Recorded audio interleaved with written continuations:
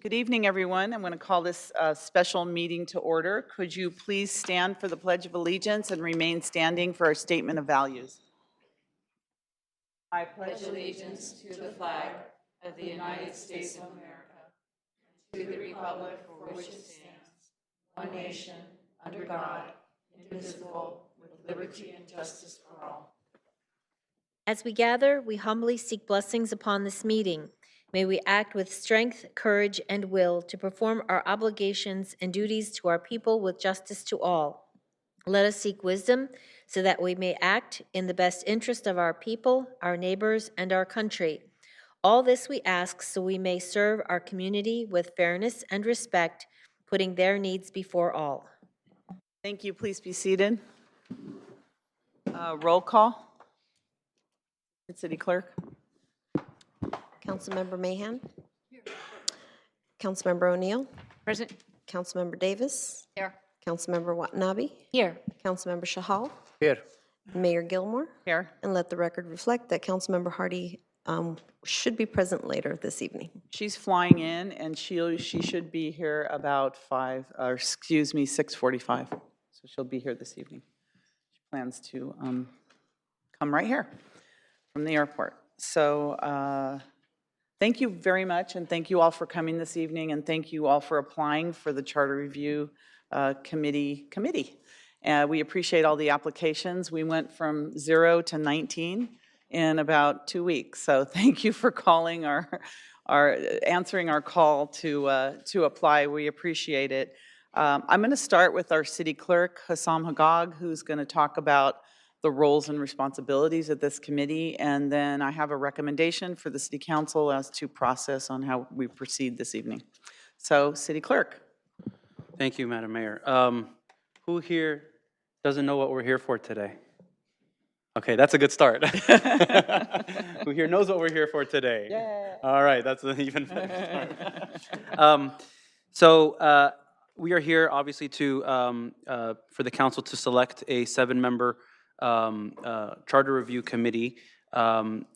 Very unlike the charter review committees that have been in the recent past. I was very honored to be a member of the prior, immediately preceding 2 charter review committees, and I see several members in the audience who were either members of those committees or were very active participants from the public in those committees as well. So again, thank you everybody for your interest and for applying. Unlike the previous charter review committees, this one is very narrowly focused. Many of you, obviously probably all of you, having applied for this, are aware of Measure N that went on the ballot in 2018. And just a reminder, I will read the language of the ballot measure. Shall the city of Santa Clara engage the voters in a public process to draft a charter amendment ballot measure to elect its council members other than the mayor by district? And as you all may recall, that measure passed with 70.04%, so over 70%. Which means that the community wants to engage in a robust and open public process about what it would look like and what it means for the city to change its charter to elect by district, because currently the charter does not state that elections happen by district. So what that would look like, what the districts, like how many districts there are, how many council members per district, obviously. This committee is not responsible for drawing the district lines. This is very strictly to have a discussion around what does a Santa Clara look like moving forward in terms of do Santa Clarans want districts? Do Santa Clarans want to keep the 6 districts that we just started electing council members by based on the court order in 2018? Or does the community want something different? Unlike prior charter review committees, this isn't an open-ended, let's evaluate all the things that we might want to change with the charter. It is very narrowly focused to the districting question. And the other thing that is a little bit different with this charter review committee is that the whole point of this charter review committee is that public process to solicit the opinions and input from the community, distill that input and feedback, and then present it back to council for recommendation if there is any recommendation to change what we have. So it's very critical for the committee members. Obviously, you've all applied per your district to solicit the feedback and the input from their community, from each of your respective districts, to be able to get kind of the pulse on the community for what they like or don't like about districts, or how they would like to see the city go. So with that, that's kind of just a primer, and I just wanted to be very clear so everybody is going into this understanding what the difference is between this and prior committees. The timeline for this charter review committee is very tight. If there is a recommendation from the committee to place on the ballot a measure to change our charter in a certain way, we would like to have that on the ballot for March, which is the 2020 primary.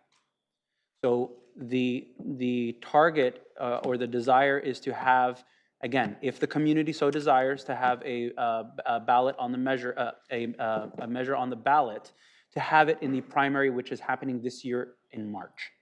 So you should have seen, or we will publish very shortly, the schedule or the proposed schedule of the meeting dates.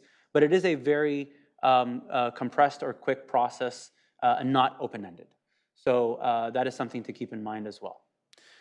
With that, I would like to propose that there are maybe 2 or 3 different ways that the council may decide to go through the appointment process today. You have 19 candidates across all 6 districts. So one method which the council may choose to do is to interview them by district, one by one, and have all council members vote and interview, participate in the interview questioning of candidates from all districts, and select committee members using the same voting process that you do for boards and commissions. The other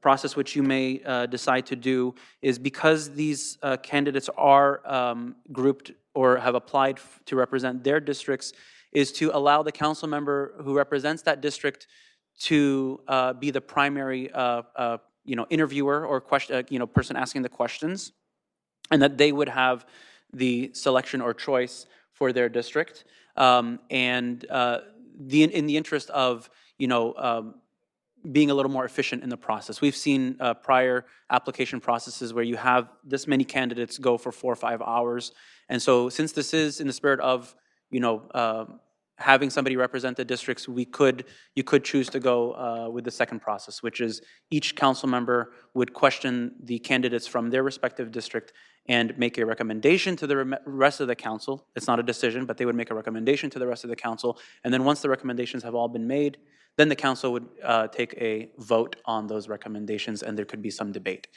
Now, there are 7 committee members, and there's only 6 districts, so the mayor will have an opportunity to select a candidate at large from the remainder of the candidates that have not been recommended by their respective districts. So I hope you were listening to that, to the candidates, because if you are not recommended by your council member, please stick around, because the mayor will go last, and she will have an opportunity to ask further questions of the candidates, the remainder of the candidates, and then have an opportunity to select a committee member at large.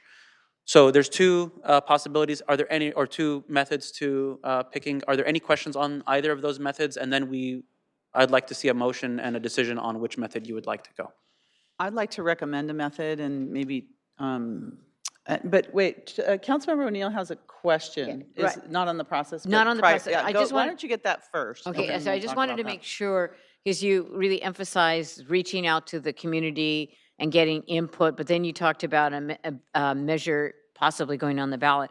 So it would be under the charge of this committee to take all that input and then distill it to make a recommendation, a specific recommendation, right? To, Correct. like, you come back to the council, you know, I don't know, one or two, or maybe just one, and then the council would vote whether to put it on the ballot. So, but it's to distill that input and come up with a recommendation too.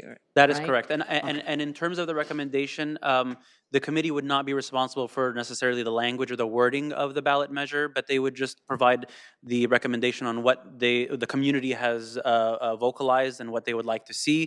And then the city clerk and attorney's office will put together like a proposed language that the council would then approve in conjunction with the recommendation from the committee. You want to add anything, Brian, to that, or?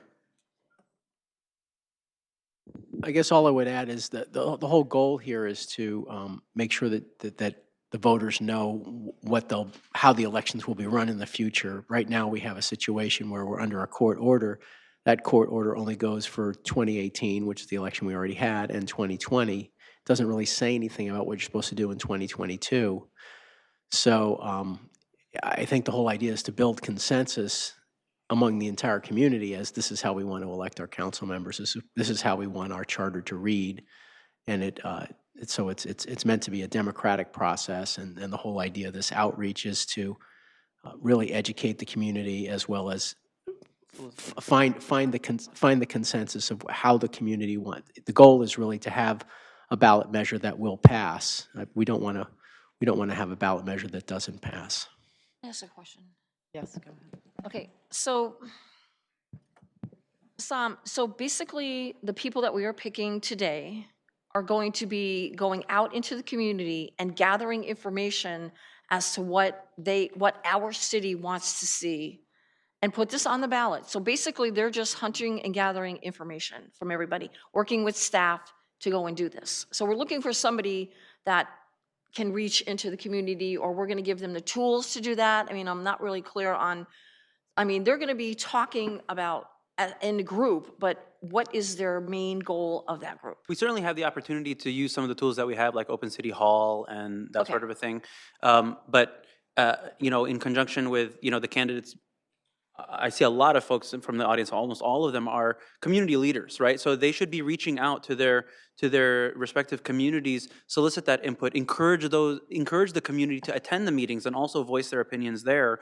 And again, we could just do a survey. It's not just a matter of collecting, but they should also have the opportunity as a committee to distill that information and come up with a very clean recommendation to the council that, again, as Brian said, is a consensus recommendation from the community input that they have received and solicited. So if we pick per our district, then that person is responsible for what's in that district, for them to go out and utilize everything that they can. I wouldn't say that that is exclusive. I mean, you can certainly They're get input open from to friends who They're open to who the live- city then. Sorry? They're open to the city then. They can, because they might have friends that live all over the Yeah, place. absolutely, So, absolutely. yeah. I don't think we should be limiting where they can solicit input from. Okay. I think let's leave it up to the committee to decide how Okay. they want to do their outreach. But certainly in your selection process tonight, one of the things you will want to look for is how effective candidates are in reaching out to the community so Okay. that they can gather that input. Okay, Yeah. thank you. Mayor. Councilmember Watanabe? Thank you. City Clerk, so there are, I know, community meetings scheduled, but say for instance, there are portions of the community that may not be able to attend the meetings. And I know you've mentioned a survey. No doubt these are going to be live streamed as well for people to watch. Will people have the ability to send in questions during those live streams, or would another opportunity be made available for those folks that can't attend, or if there isn't the ability to send in a question during a live stream? I think that's a great suggestion, and I think we'll take it. So Okay. we'll look for ways to take questions from live stream participants in real time. Yeah, So I think that's a great suggestion, and we'll take an action on that. great. Okay, thank you. Thank you. Just to follow up on that, I imagine that we would give the committee all the tools necessary that they need to, do their job effectively, to Absolutely. reach out and to answer Councilmember Davis. I envision that these community meetings would be citywide, Yes. even though you may be from a district, but the meetings are citywide. Right. And the public input sessions are already there, but we'll have to do it, high tech, low tech, however we can get information out in terms of, so that they can have the tools necessary to make a recommendation at the end of their service. So I just wanted to go into the process, City Clerk, that you mentioned. One thing that was really important to us was to get full participation throughout the entire city. And the fact that we have candidates from every district in Santa Clara, I think is important. And also, I think it's important that the council members are able to have a say and select a representative from their district. So I would recommend we go with your second option, that we will take it district by district for the interviews, and then the district representative of that district is able to ask the questions. We start with, I think, a 3-minute presentation by the applicants, and then the district representative may ask questions. And then at the end of the evening, we have recommendations from each council member, including myself, for the remaining applicants. And we each have a recommendation, and then we vote as a full council on the council's recommendation. So we approve the districts and each person. We approve each Like, I council nominate members So-and-so for district. Right, Turn on okay. your, Teresa, can you turn on your mic? to really respect the district representatives of their district and the applicants that have applied. So I would recommend that process. Yes, please. Second. Motion second. Are there any should we questions do or a verbal? clarification from the council members on that process? Pardon me? I'm asking if there's any questions from the, okay. But we have, the applicants will make their 3-minute, up to 3-minute. Yeah, I'll explain that to the Okay, applicants after. Yeah. thank you. All right, please register your vote. This is on process, right? This is just process. I don't see the vote. Oh, It's coming. okay, register your vote, please.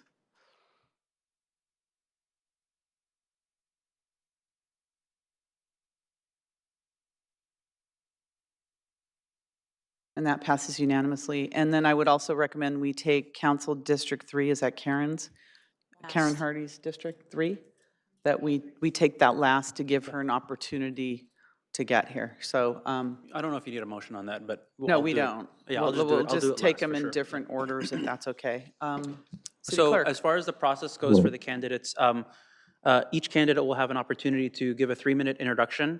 And then because of the decision from the council on the process that each council member will interview their respective candidates from their district, then that council member will ask whatever questions they feel necessary. And then at the end of all the candidates from that district, the council member will make a nomination or a recommendation for their district.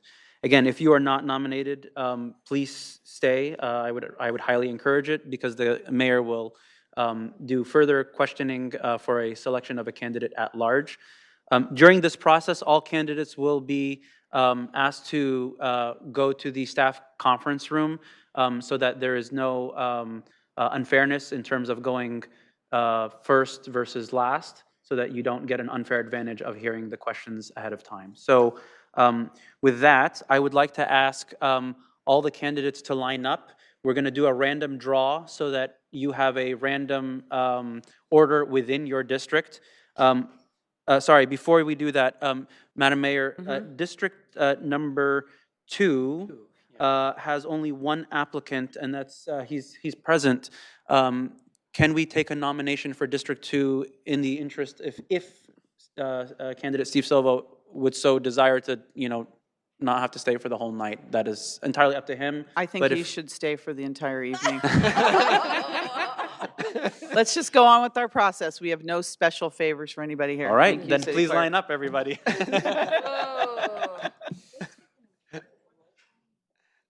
If I can have you group in order of district, so I can do the drawing in order, please.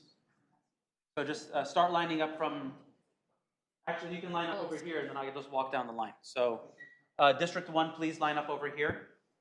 So we have Benjamin Cooley, Robert Jordanek, Vandana Upadai, and Samina. On. Okay. I don't see Samina. Zamina will be here by 6:30. Okay. Thank you. Please draw.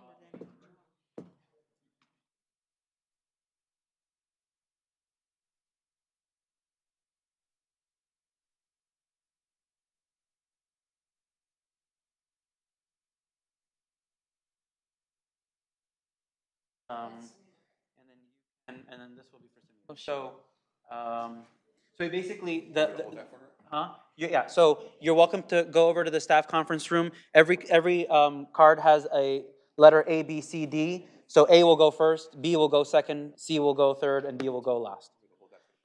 Yeah, please keep it with you. Oh, no, I'll take it. I'll take it. That's fine. Thank you. District 3, please.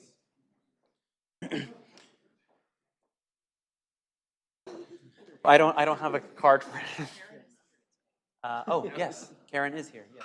Okay, so, I just flew in from Phoenix, and my arms are tired. A, B, and C. Take them all. Okay. I think it's important. And please go to the conference room. So you have A, B, and C there. District 4, please. Yeah, thank you, Steve. District 4, Catherine Almazal, Paul Kreger, and Kevin Park.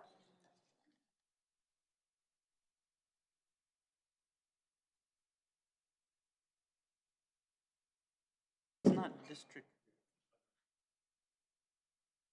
Oh, wait. Give me a second.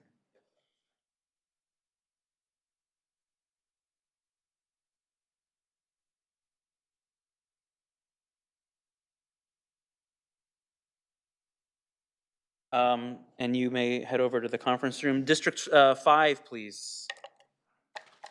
This is a very tall cup.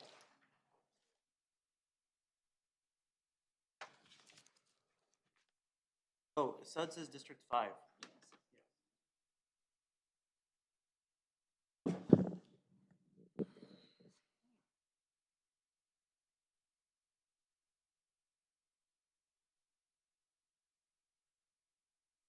And District 6.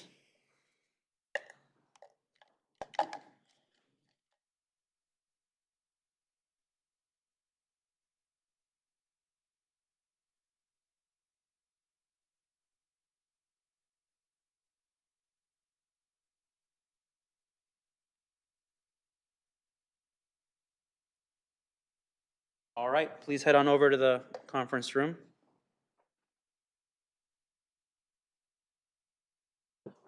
Madam Mayor, Yes. there's two questions that I'd like to ask before we start. I was told that Samina is coming at 6:30, and then we also have Suds Jane, who is not present but has written a note. So I'd like your input or maybe council decision on whether or not it's okay to not start with District 1 so that Samina Osman has an opportunity to come, or and then the second question is about. Well, 6:30 is in 4 minutes, so Okay, so we can start. we and can then- start, and then she can come at the end of District 1. good. And we already have the statement from Mr. Jane, so. Okay, and I think there was a request in the email whether Kevin Park would be. No, the answer's So then no. it's just, we'll just go off We of what's have in the- this we have his written statement. Okay.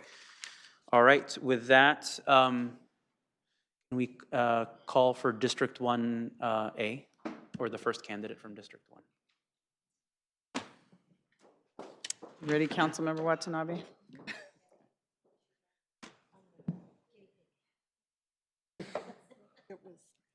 We're testing with you now. All right. You're the guinea pig, babe. That's right. We'll watch them fall on the floor.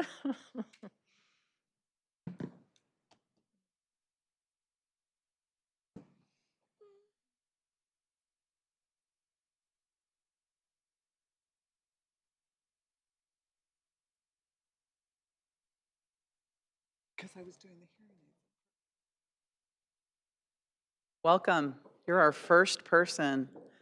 Yes, Councilmember Watanabe, your district. Hi, good evening, Ben. I'm going to, Mr. Cooley. Thank you very much for applying. I haven't seen you in a while, so I was very happy to see your name when I saw the names of everybody that applied. So you have 3 minutes, up to 3 minutes, I should say, for an opening statement, and then we'll go from there. Okay.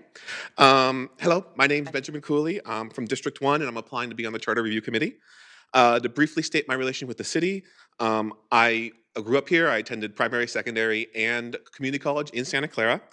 And then I returned from university in 2011 and have been living here ever since.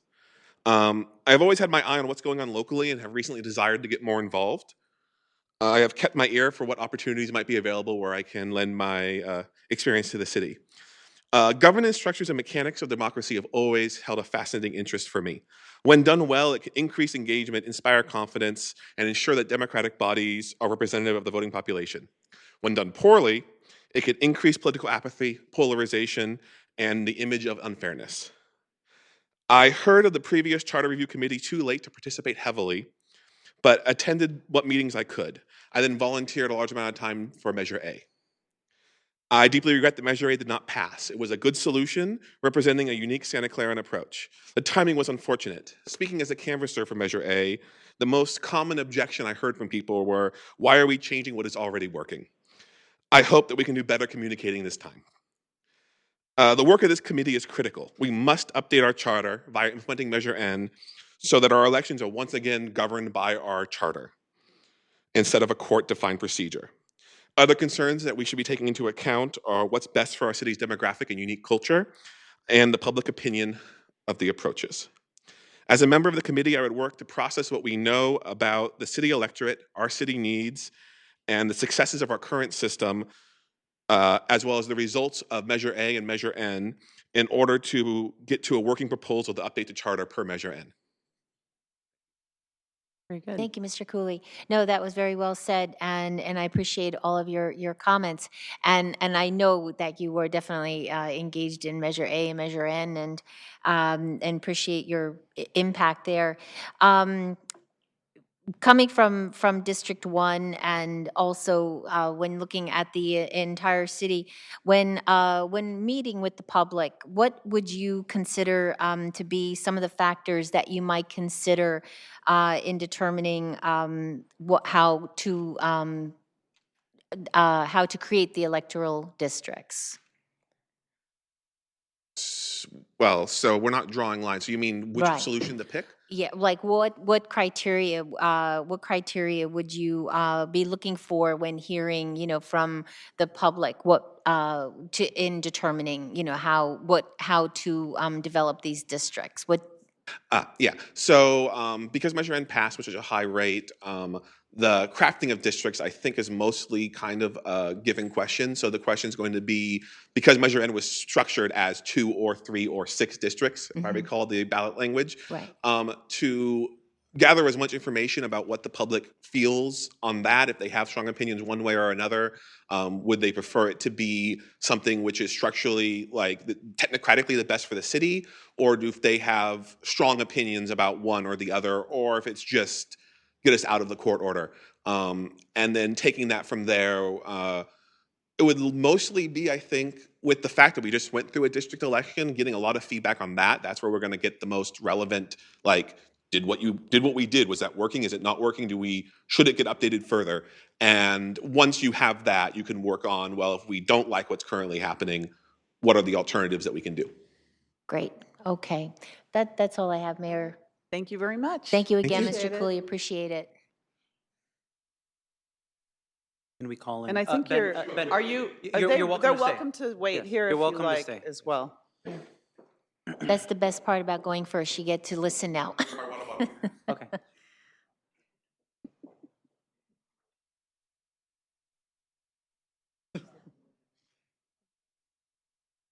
Councilmember Hardy. So just to update you, since you walked in just a little bit late, we're going through each district, and each council member will solely interview the candidates from their district.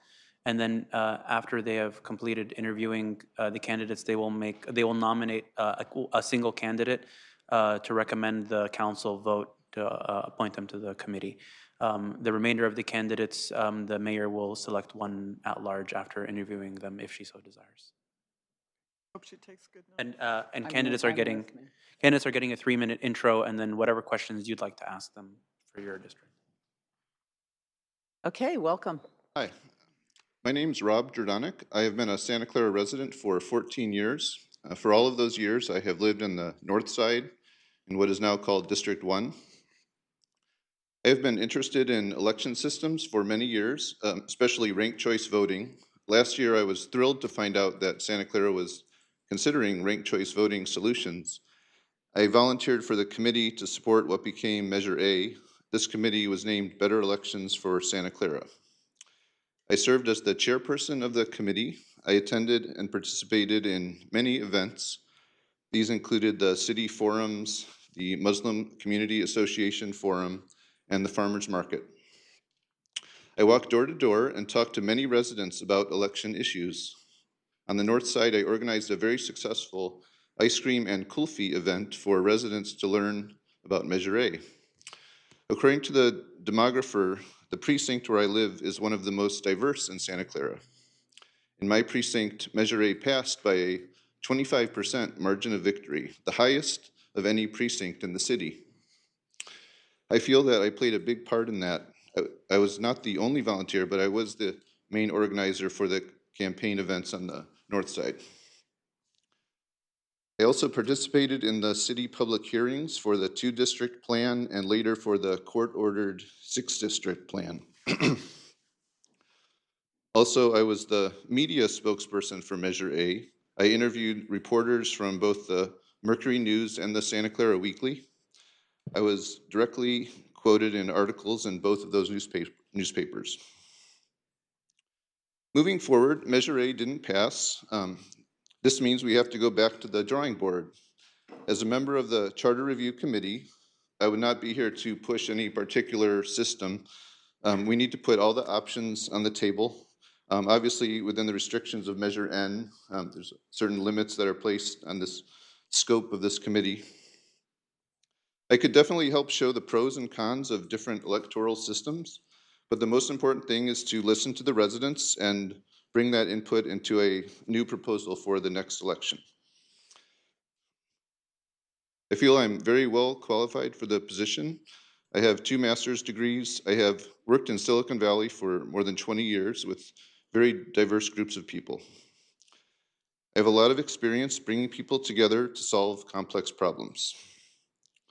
I look forward to the possibility of serving on the committee. Thank you. Councilmember? Thank you, Mr. Juranek, for applying. District 1 is a very important district, and in looking at how to create an electoral district, are there any factors that you think, as a result of your involvement with Measure A, are there any factors that you might be considering in terms of, making sure there's a quality, that's very important? And if so, what areas do you think you might be looking at, like in terms of communities of interest? Yeah, I think a lot of these types of hearings, in North Side where I live, there's a lot of families, with kids, and a lot of these meetings are very somber occasions, and people with kids are not really comfortable coming to these types of meetings, and should find a way to reach out to families or people that have kids. I don't know how we would exactly do that, but that's what we had the ice cream event in the park. There could be other ways involve those families, because they probably won't be, they'd be afraid to bring their kids in here. It's so quiet, and because that's one way to get more input, and that would be the first thing that comes to mind. Great. Okay, thank you very much. I have nothing further, Mayor. Thank you. You're welcome to stay here and wait and Or do you have listen here. we forgot the 1-minute closing. No, there is no 1-minute Oh, closing. excuse me, I'm sorry. That's why we forgot it. Okay. Yep. That's very good. Thank you. You're welcome to stay. Thank you.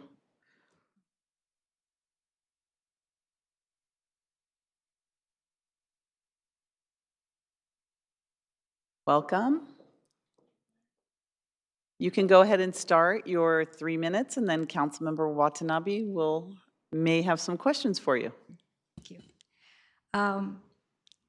It's an honor to be here, to be having an opportunity to find a way to serve the community and the society at large. I don't have a long statement, but I will share a few thoughts as I listened this earlier today and trying to understand this. So I believe that civic participation is essential to a functional democracy. And I'm very happy to see that we are instituting mechanisms so that we can have more representative participation. And putting a district member from your own community gives a sense of belonging to people, that they have a way to, participate. So this is an excellent, change that has happened, because I come from the other side of 101, and we feel very disconnected from here. And as a matter of participation, also, it's very difficult to come out here at times. I don't drive, and if I want to come to the meetings, it'll take me close to hour and a half or longer to be here if I took public transportation. So having a district, representative from, our district, more accessible, is going to be very good for the community. Now, in terms of the task for this charter committee, I see three key things. One is outreach or inviting participation, and that itself is going to be an exercise.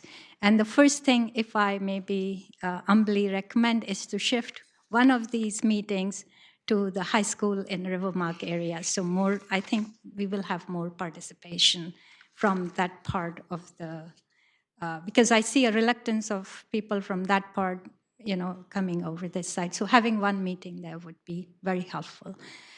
The second thing is going to be, after we have collected the input, for us to work together in, there are going to be a diversity of interests and inputs, even in this. And we are going to have to, as committee members, display great degree of, I want to say, wisdom, as well as humility, as well as an ability to actually synthesize divergent viewpoints and bring them together into some, commonly acceptable across the board, determinations that come out of it. And the third thing, of course, is distillation of all this and, representation of it. That is all I would like to say, and I would prefer to answer questions. Okay, thank you. Councilmember Watanabe? Thank you, Vandana, for applying. District 1, as you've said, it's kind of out there and felt alone for a long time, and it's nice to have this opportunity now to have a district and have representation and the ability to have a representative, as part of the Charter Review Committee, especially. If you were to be chosen and participating on the committee, what criteria would you be looking for when you listen to the public? What criteria would you be listening for that you think would help create successful electoral districts? The first thing I see is that we need ideas that serve needs of across a spectrum of needs. So we have generational divide in terms of what the planning code should be, what the density should be, how we should organize city transportation systems. We have to plan for the future, and sustainability related aspects are extremely important that we need to start paying attention to. So I would apply the criteria that things that are in the greatest common good, not only for the district, but also for the city as a whole, and the city mission and the vision and the culture, especially, of the city. The second criteria I would like to apply, and I think we need to, because if I'm a parent today with a toddler, my child will be in 15 years in high school or college ready, but they will be living through a great degree of change in our environment we live in. So we need to start thinking of what our cities will look like, how will they address climate change and environmental needs, clean air, clean water, and many other things that, ideas that help us create that kind of future, I think, should be given prominence in how we define this charter. Great. Thank you Thank you. very much. Thank you, I think- Vandana. Appreciate it. And you're welcome to stay and join the other two gentlemen from District 1. Thank you. So either we did- have the, Did Samina arrive? all right, let's move on to District 2 then.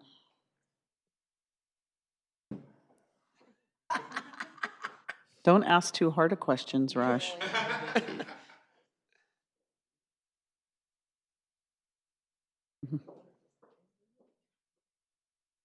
Good evening. Good evening. Thank you. My name is Steve Silva, if you don't know. I'm a lifetime resident of Santa Clara.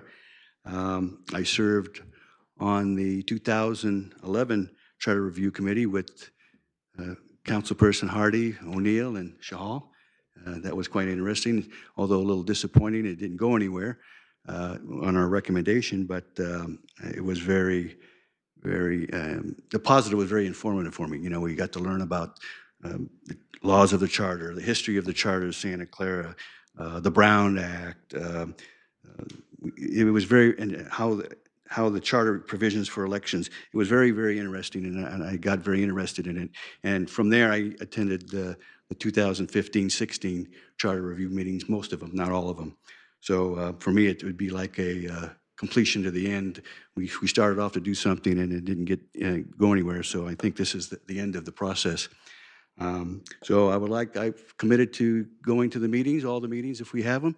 I think it'd be a little bit better this time with 7 people. When we did it, it had 16, and probably twice that applied, which is kind of disappointing now. We don't have that many, but I think 7 would make a quicker decision. More people, the tougher decisions are made, and it goes on longer.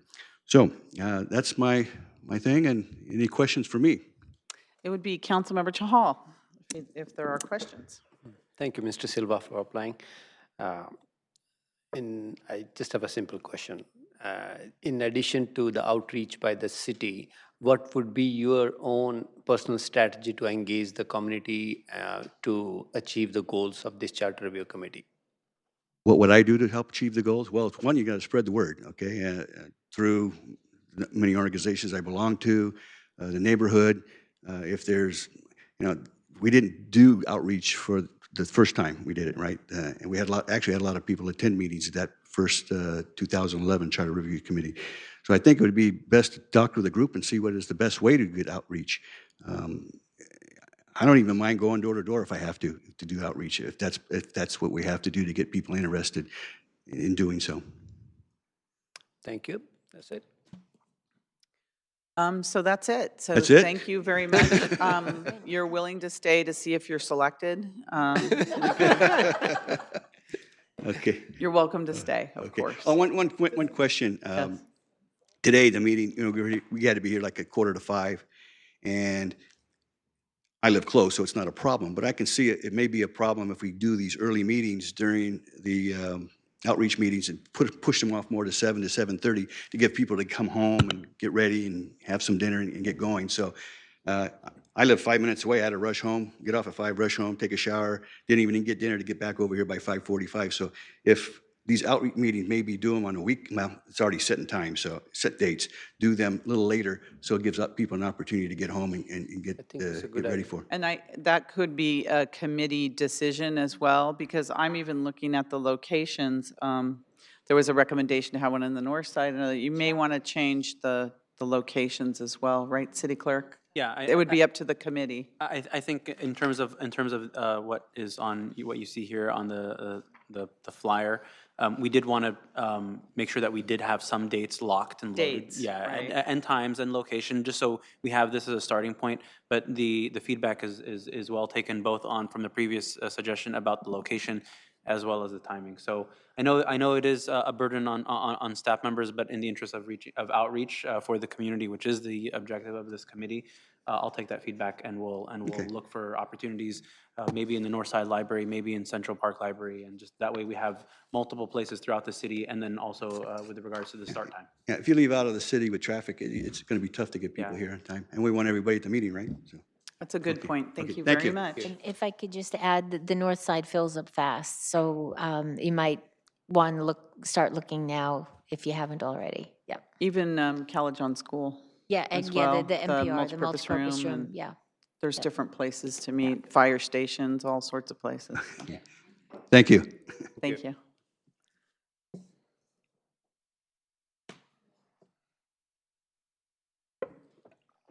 District 3.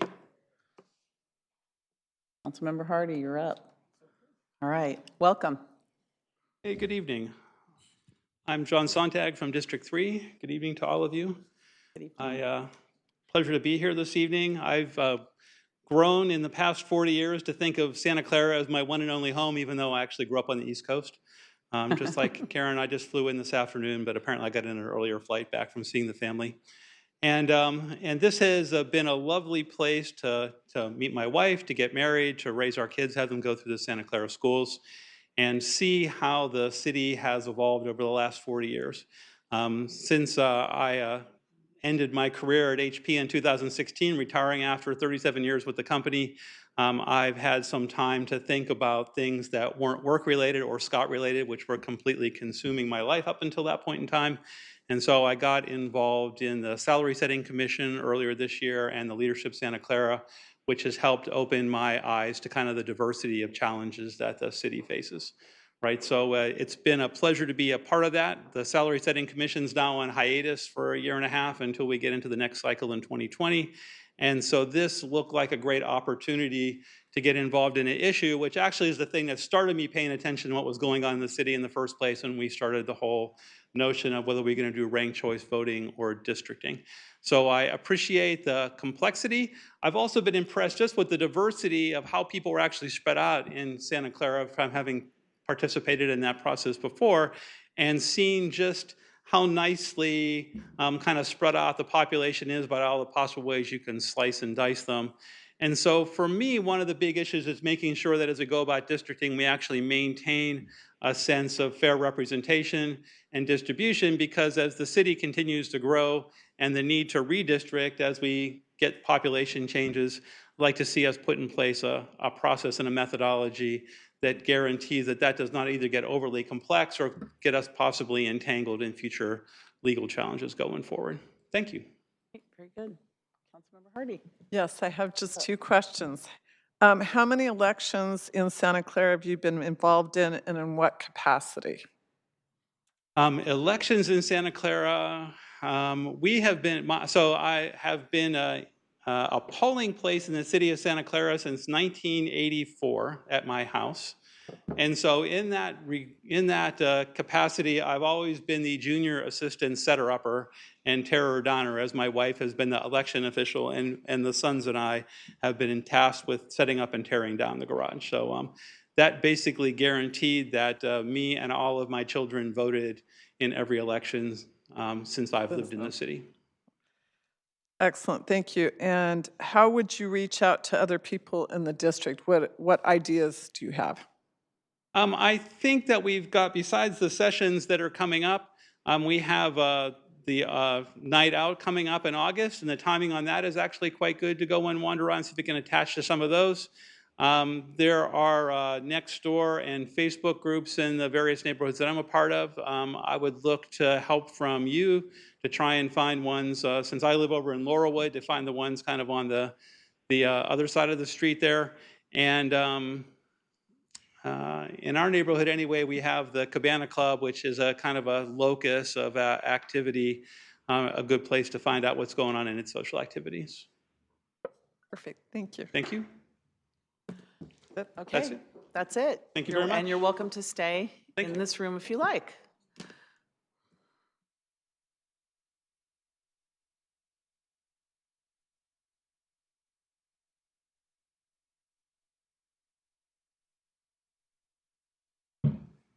Good evening.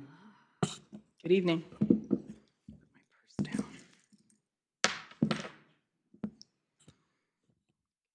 Yes, when you're ready. Okay, good evening, Madam Mayor, members of the City Council, city staff. I'm Chris Coulterman. I've been a resident of District 3 and a voter here for 30 years.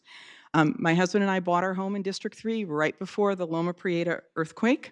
We chose Santa Clara because we like the feeling of community. We like the city-run utility and all the resources we needed here, shopping, parks and recreation, parks, schools, and mass transit, especially I commuted by Caltrain, and we knew that Santa Clara would be a wonderful place to raise our family.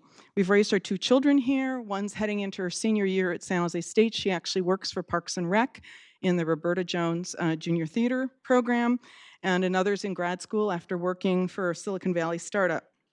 I applied for the Charter Review Committee in order to serve District 3 as well as the entire city. I think it's important for our city charter to be aligned with the way that we vote. And I don't have any preconceived notions about what the ballot measure should look like or how many districts. I'm completely open to listening to people in my district as well as all over the city and other Charter Review Committee members in order to help craft a ballot amendment that can pass.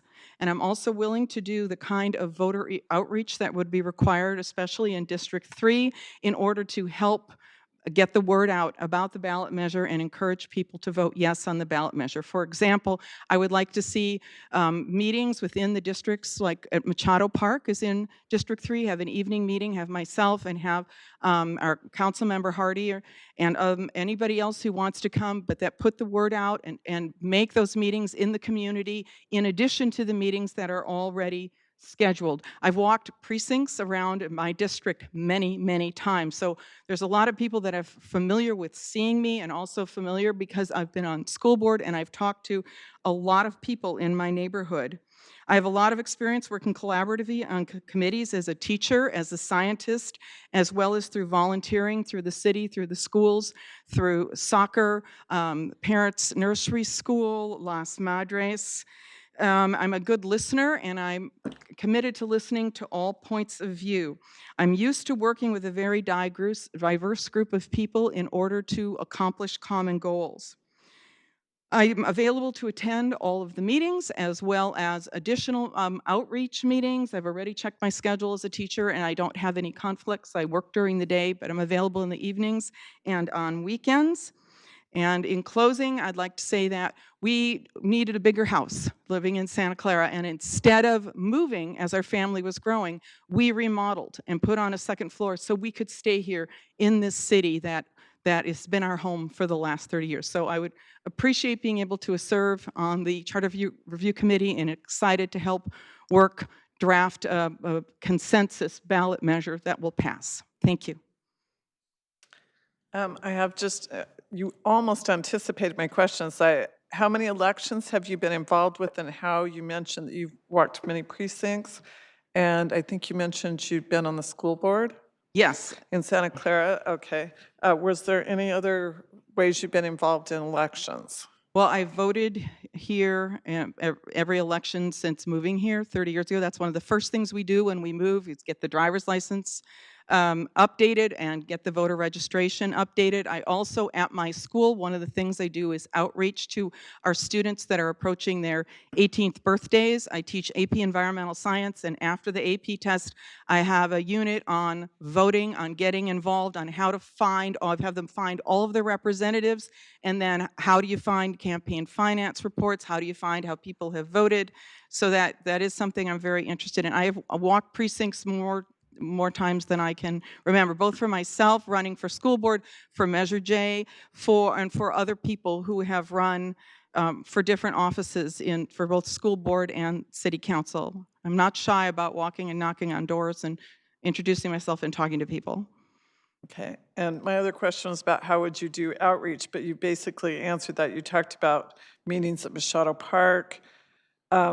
And precinct walking, I think, is important, Okay. but I also want to work with the committee and work with city staff and what are all of the avenues that we have available to us to reach out to people, especially knowing we have voters in the city, older voters, especially who aren't on the internet. So they're not going to be reached through a website search or email. There has to be snail mail, outreach to the both online and paper newspapers for the city, as well as to reach as many people as possible. People who voted in districts this last time, like in my district, were aware of the district change, but there are people who didn't vote for a council member last time because there wasn't their district's turn, and there are people who aren't even aware that we've made that change. And I think that is something we need to reach out for. I don't have any preconceived notions about how many districts, but I do strongly believe the way we vote needs to be in alignment with what it says in our charter. That's really important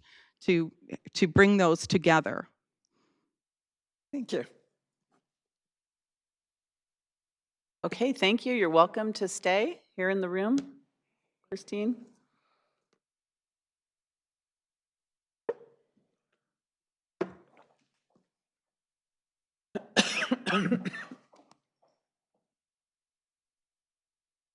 Welcome. Members, my name is Christina, and I'd like to go over the opportunity as to why I want to serve our city as a member of the Santa Clara Charter Review Committee. So when I first became aware of this committee, I looked into what was asked of the applicants. Sure, so there's the public meetings and the drafting of the new language, I got that, but I really wanted to know what stuck out, what was the intent of this, and what stuck out to most to me was the emphasis on the input from the community feedback. I previously stood here before most of you and advised you of the platform of community engagement, how I wanted to act as an impartial conduit of information from the community to the City Council.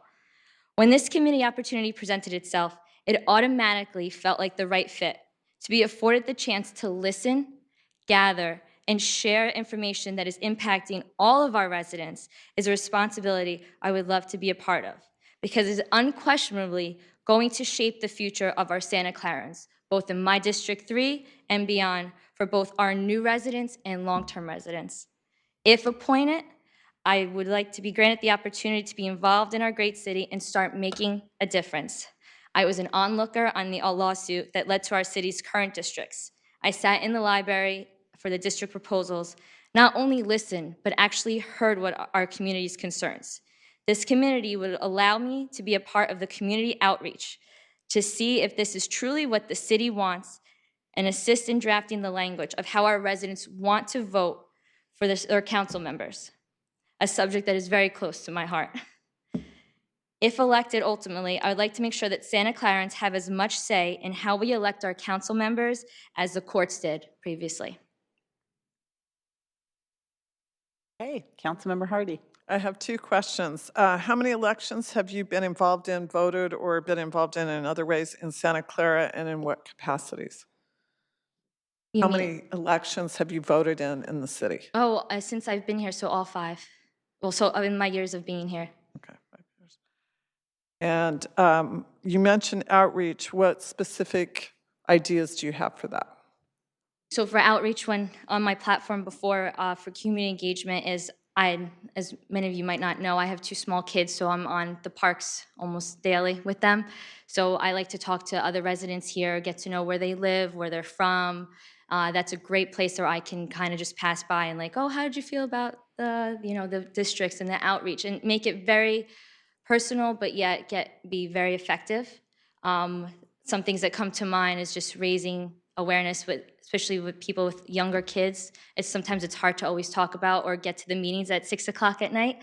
So if we could do something at weekends or early mornings, or like breakfasts, or just even if we have someone like, I know a lot of the people here are affiliated with the firehouse, if we could do something with the committee so the kids can touch the trucks and we can talk to them and really get that feedback. I can vent things all evening long, but there's definitely things that I would like to work on and be coming out more than just having a meeting at 6 o'clock p.m. I'm committed to doing that. Thank you. Okay, thank you very much. You're welcome to stay to hear the recommendations as well. So now that's District 3. On to District 4.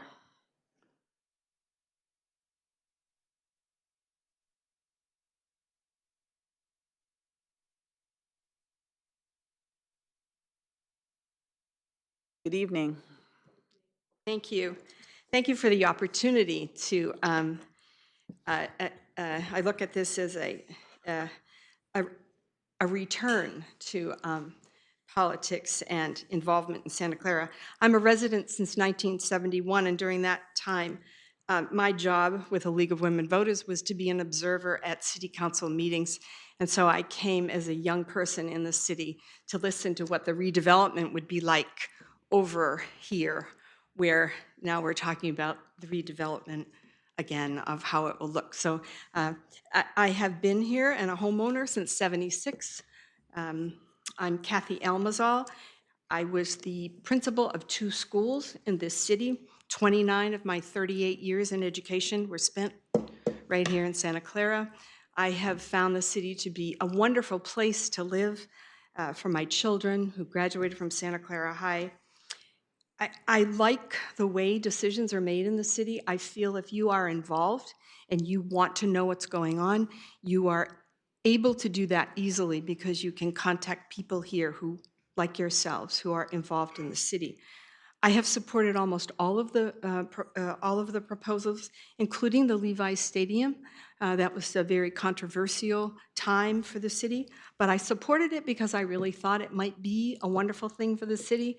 I'm sorry that we've had to do so much jockeying with it. However, I still say, I listened to the people and I believed in the decisions. I'm a graduate of the Citizens Police Academy. But as an educator, I think that Santa Clara has offered the citizens and the families great opportunities in terms of educational options for their children. In this city, there are private schools and there are good public schools, and there are options, and there's early childhood education and there's adult education, and that is really what makes a community vibrant. The city services are outstanding. I think I'm always very proud of the fact that we have wind power. I remember as a young person going to meet with Don Von Racefield to ask him about how was this all going to work. My friend and I came down to talk about what was happening in the city. And I want that for the next generation of people in this city. When I see all these apartments going up, I want all those people to be involved in the city. So I am here because I would like to participate in this opportunity to look at how we will make this next new venture work with the districts. And as I say, I've been here a long time. I would work hard. I know I haven't been very involved lately, but that's because of my job. But I'm retired, so I would be very honored to be part of this Charter Review Committee. Perfect timing. Councilmember O'Neill. That helps. Yeah. Thank you very much, Mrs. Almazal, for coming this evening. So could you talk a little bit about experience you might have in working with community groups to solicit input and working towards a consensus? Well, in my work, most recently as superintendent of schools in the Diocese of San Jose, listening to people and taking their input to try to make either the school system better or make the opportunities within the particular school community more available to everybody was a big, important part of the job. So active listening and taking suggestions and working with probably 25 different school advisory councils and being on high school regent boards gave me an opportunity to become an active listener. Okay, great. How would you want to see community input gathered? Well, I have to admit I was a little confused when we had this conversation earlier about who was going to go out and how it was going to be. That was confusing to me as I read over the information about what the purpose is.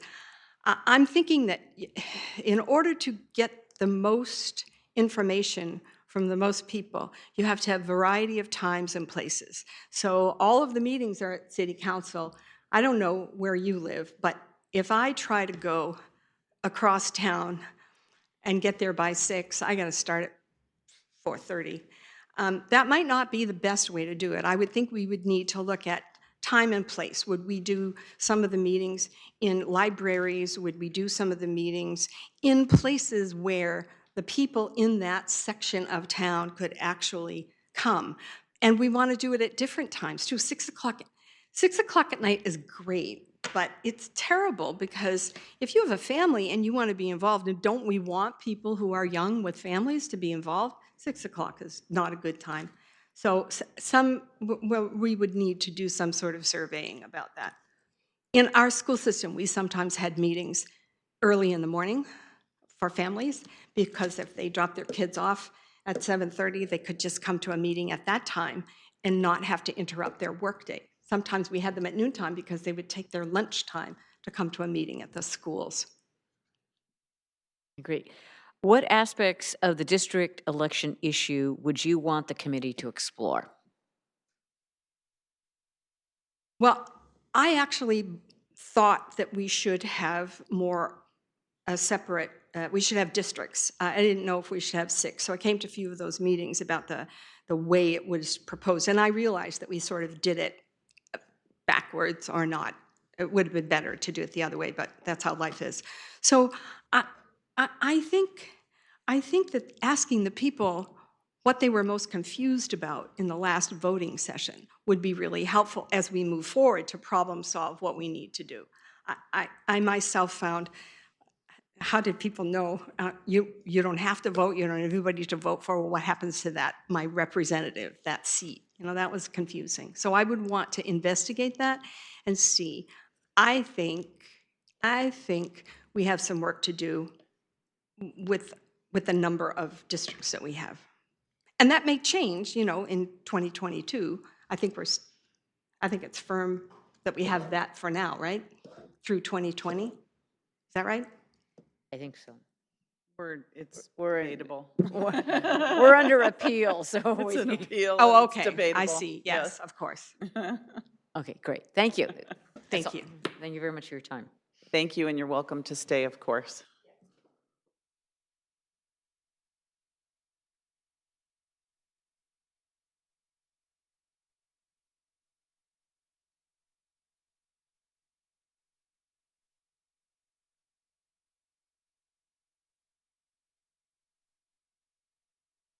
Thank you for all the good questions. I won't have to ask any.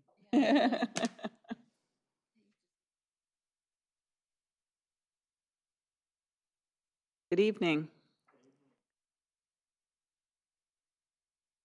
Start talking? Yes, you can give us your name. Make sure you give us Yes. your name. I'm Paul Krager and Mayor Gilmore and council members. I've lived here for a long time now. My opening statement is I have been a property owner in the city of Santa Clara since the 28th day of October 1960, nearly 59 years.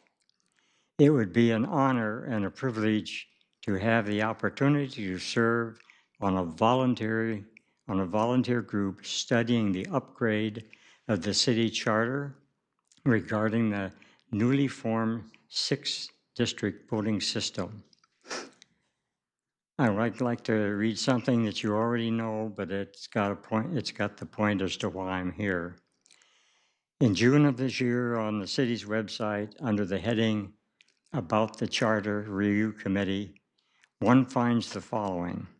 The Charter Review Committee acts in an advisory capacity to the City Council in matters pertaining specifically to soliciting public input on draft language to amend the City of Santa Clara Charter with respect to the council district elections. The Charter Review Committee will consist of seven members. The City Council would ideally like to select one committee member to represent each of the 6 council districts and one serving at large. The committee members are volunteers and appointed by the City Council. My careers in the United States Air Force, 4 years. General Electric Company, 4 years. Lockheed Missiles and Space Company, 28 years for a grand total of 36 years of experience in the same type of work. The type of work is involved in some form of identifying, documenting, and especially face-to-face coordination and agreement on the tasks at hand. In view of my career experiences, it should be no problem to envision my perked up interest in serving as the 7th member, which is serving at large of the Charter Review Committee, only to find out that the application for this committee did not address the scope of areas of interest, but rather who I am and where I live relative to a 6th district voting requirement. Thank you. I think Councilmember O'Neill has some questions. Yes. Okay, thank you for coming this evening, Paul. So what experience do you have in working with community groups to solicit input and then to move towards building a consensus? I'm sorry, do you mind a little slower? Okay, what experience do you have in working with community groups to solicit their input and then moving the group towards building consensus? I feel that once an item of whatever it is determined, and you have a particular course of action or objective, then it's relatively easy to get individuals to not necessarily think alike, but work together in the same direction. You need to have, from my experience, an item, a requirement that you want to see followed or needs to be followed, and then you get busy and organize people to follow that requirement. Okay, great. Okay, thank you. How would you want to see community input gathered? I would like to see input from the city into a database.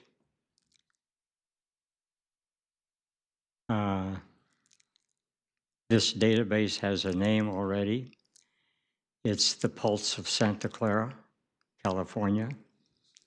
I have that domain name. I hope to publish it soon. And it is an opportunity for, it's not a social network. There will be no social network. It'll never be a social network. It's a data gathering function. And in gathering the function, once the numbers are presented, the city and anybody else can make decisions based on that data. Okay, great. Thank you. What aspect of the district election issue would you want the committee to explore?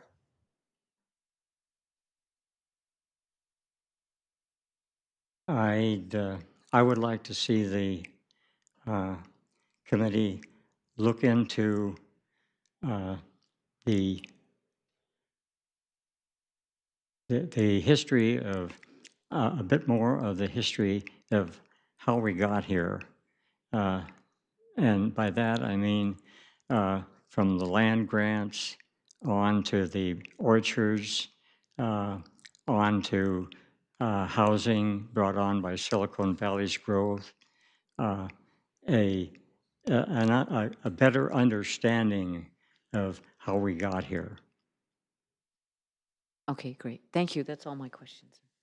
Thank you, Mr. Krieger. That will be all, and you can have a seat here Thank and you. wait until the end of the all the presentations. We'll be making recommendations. Thank you.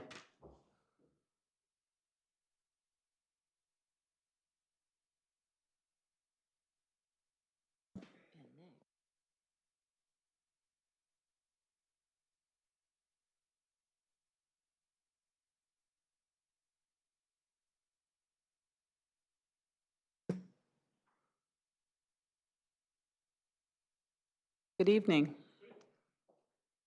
Mayor and Council. Hello. You can just start on your 3 minutes, and then Okay. I believe Councilmember O'Neill will have some questions. Sure. Well, my name is Kevin Park. I've known about the city of Santa Clara and the voting and the districting for quite a long time. In fact, if you look at a lot of the discussions and a lot of the actions around districts, has my name in it a lot of different places. At the same time, I don't have any strong ideas of what the right answer should be, but I am very concerned in a kind of fatherly way about the process and how we can make Santa Clara better, meaning I am here for the long term. I think that I will see you all for a very long time. My daughter just turned 2.5, and I'd like to see if we can, by the time she's ready to vote, have a place and a process that I think she can be proud of. At the same time, I don't know what that process is going to be. I also spend a lot of time talking to people, to neighbors, to think what they think. I do speak at City Council often, but it's not always because I want to be here. A lot of times people say, this is what we think, Kevin, and maybe you can help put that into words nicely, or maybe you can, say something in a way that you can see that maybe nobody else sees as quite the same way. And I like that. You'll also find that there are sometimes I come here and I don't actually speak at all because I realize that it is not my place to speak because it is not my issue, it is not my neighborhood, and no one has asked me. So I do refrain more often than people think I do. But when it comes to districts, that is something that's very near and dear to my heart. There are a lot of aspects, and I feel that I can address a lot of those aspects in an impartial and hopefully fair, neutral, impartial, and scientific way. Thank you very much. Thank you. Councilmember O'Neill? Thank you, and thank you for coming tonight, Kevin. So my first question is, what experience do you have in working with community groups to solicit input and move towards building consensus? So the short answer is almost all of the work that I have done in my community has been trying to build consensus, which is, as I told you, in the beginning, a lot of my visits to City Council were driven by this is what I'd like. But working very closely with Van Langston and a whole bunch of other people in my neighborhood, I realized that what I want is not as important as what the community wants. And that has actually flavored every single interaction here at City Council. You will find that there are few, if I can't think of any issues, where I'm the only person that's come to City Council to speak on something, because I usually come because other people, like-minded or even opposed will say, well, we'd like to hear what you have to say. I am not afraid to talk to people. I'm not afraid to ask for input, ask opinions, and I have no problem receiving dissenting opinions. I mean, it is part of the scientific process. I just want to know what the feelings are, and hopefully we can come to a consensus, or we can come to an agreement, whether it's something that either of us like or not. How would you want to see community input gathered? So I'd like to see community input gathered a little bit more thoroughly and widely than we normally have been doing it. I think we do a lot of workshops, we do a lot of surveys, but much like a voter poll where you go door to door, I wouldn't mind doing that either. I have found that when you talk to people in their houses or talk to people in the places where they work, you get a very different type of feedback and you get a very different type of reaction than if you're just asking a general poll or if people actually have to come. And you get a lot of different people who would not necessarily fill out a survey or not necessarily come to a community group meeting. But I'm saying that we live in a social media, we live in a technological world. I would try to look at a bunch of options that we could do there. Okay, great. What aspects of the district election issue would you want the committee to explore? Oh, so like I said, districting is not one issue, it's a lot of issues. And it's a lot of issues that people don't look at. One of them is representation, right? I mean, that's the key. The number of districts, how we vote, the type of voting, the type of balloting that we use, all of those are things that I would like to take a look at. But again, I think time and the the desires of the other members on the team or the other members on the committee would help to filter, narrow, and even direct what those, what our discussions and what our studies would go towards. Okay, great. Thank you. Thank you. So that's the questioning, end of the questioning, so you're welcome to stay Oh, okay. for the rest of the evening. Okay. You Thank can you very much. relax here. All right. Are we still in District? No, we're going to District 5. Okay.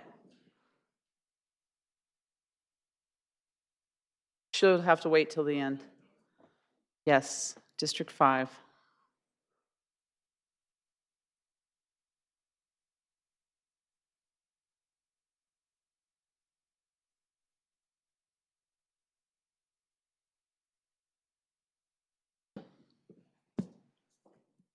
Good evening. Good evening. You can start by giving us your name and then your 3 minutes, and then if there's questioning, Vice Mayor Mahan will start the questioning. Thank you. Thank you. My name is Jonathan Evans. I'm Vice President of the Old Quad Residents Association. Voting is a critical right and responsibility for any U.S. citizen. It is a mechanism by which all members of the community are able to express their viewpoint. Local elections are especially important as the issues at the local level, such as housing, traffic, and utilities, impact our daily life. Not everyone can attend a 4-hour or more council session on a weeknight, or every commission and committee to have their voices heard. Instead, we vote to select leaders to represent our views, leaders who are able to commit the time and energy to make informed decisions for us. It's important that all Santa Clarans feel represented. Our election system must be fair and allow the diverse viewpoints of our citizens to be heard. It is also important that we, the citizens of Santa Clara, are able to have our method of selecting representatives reflect the community's desires. There are 2 aspects of our election system which the Charter Review Committee should consider: election districts and the method of election. For election districts, the committee should establish the number of districts of the city of Santa Clara should have, and a process by which the districts are apportioned and drawn. The committee should also consider a process by which districts may need to be redrawn in the future if there are shifts in the city's demographics. This aspect is very important so that we comply with the California Voters' Rights Act, because at-large districts are all presumed to be unfair. And if we do not draw it correctly, we open ourselves up to lawsuits, even though our elections may be fair and just for everyone. As for the method of election, the committee should also consider if a traditional first-past-the-post electoral system should be used, or if another mechanism such as ranked choice voting should be considered. Any amendment proposed should also decouple the establishment of districts from the method of election, as the previous combined amendment made it difficult to assess if citizens were against ranked choice voting or simply the districting plan. I'd like to participate in the Charter Review Committee to help us codify a fair and representative system into our city's charter, which is fully compatible with the California Voting Rights Act. Thank you. Thank you very much. Vice Mayor Mahan? Yes, thank you and welcome. Can you tell me briefly, 50 words or less, what your understanding of the California Voters' Rights Act is? It's essentially an act, when I was reading it, that establishes that at-large elections can be shown to have unfairness for certain protected groups, whether that's of a specific ethnicity or speaking a specific set of languages. So there are some protected language groups as well. And under that act, it allows one of the groups, if they feel that a member of the council, that they, during the election, if they feel that somebody who was up for election wasn't elected, but they feel that they would have elected that person, but they didn't make it, that they have a right to challenge that they are being unfairly discriminated against within the election system. And it doesn't mean that there actually is unfairness or that anybody intended unfairness or anything like that. They still have the right to bring that as a challenge. And by doing that challenge, that means the city has to defend itself from potentially this accusation, which could incur a lot of expenses. Under the Rights Act, it also says that district elections are somewhat assumed to be safe against these challenges. It very much speaks directly about at-large elections as a problem. And so by establishing districts, cities help protect themselves from these challenges from minority groups, but also hopefully establish a way for them to make sure that they are fairly elected. And what would you suggest as far as making sure that we have some robust outreach and public participation in this process? Yeah. So I think there's a couple things. First, there are the community public hearings, and I want to make sure that those get well advertised. I think the other thing we should do is reach out to organizations within the various districts, such as the Old Quad Residents Association. We, for example, would gladly throw everything up and reach out to our members to try and get feedback. And yeah, just make sure that like everybody, we can and set up maybe some meetings where people can have more one-on-one feedback. So it's really about, I think, trying to get both community organizations and just using the city tools we have to get people to. And do you feel that you would be able to make recommendations to the city council based on the public input the committee has received rather than your own personal views on district elections? Yes. Good answer. Yeah. That's it. Thank you, Jonathan. Thank you, Patty. Thank you. Yes, you're welcome to stay, please.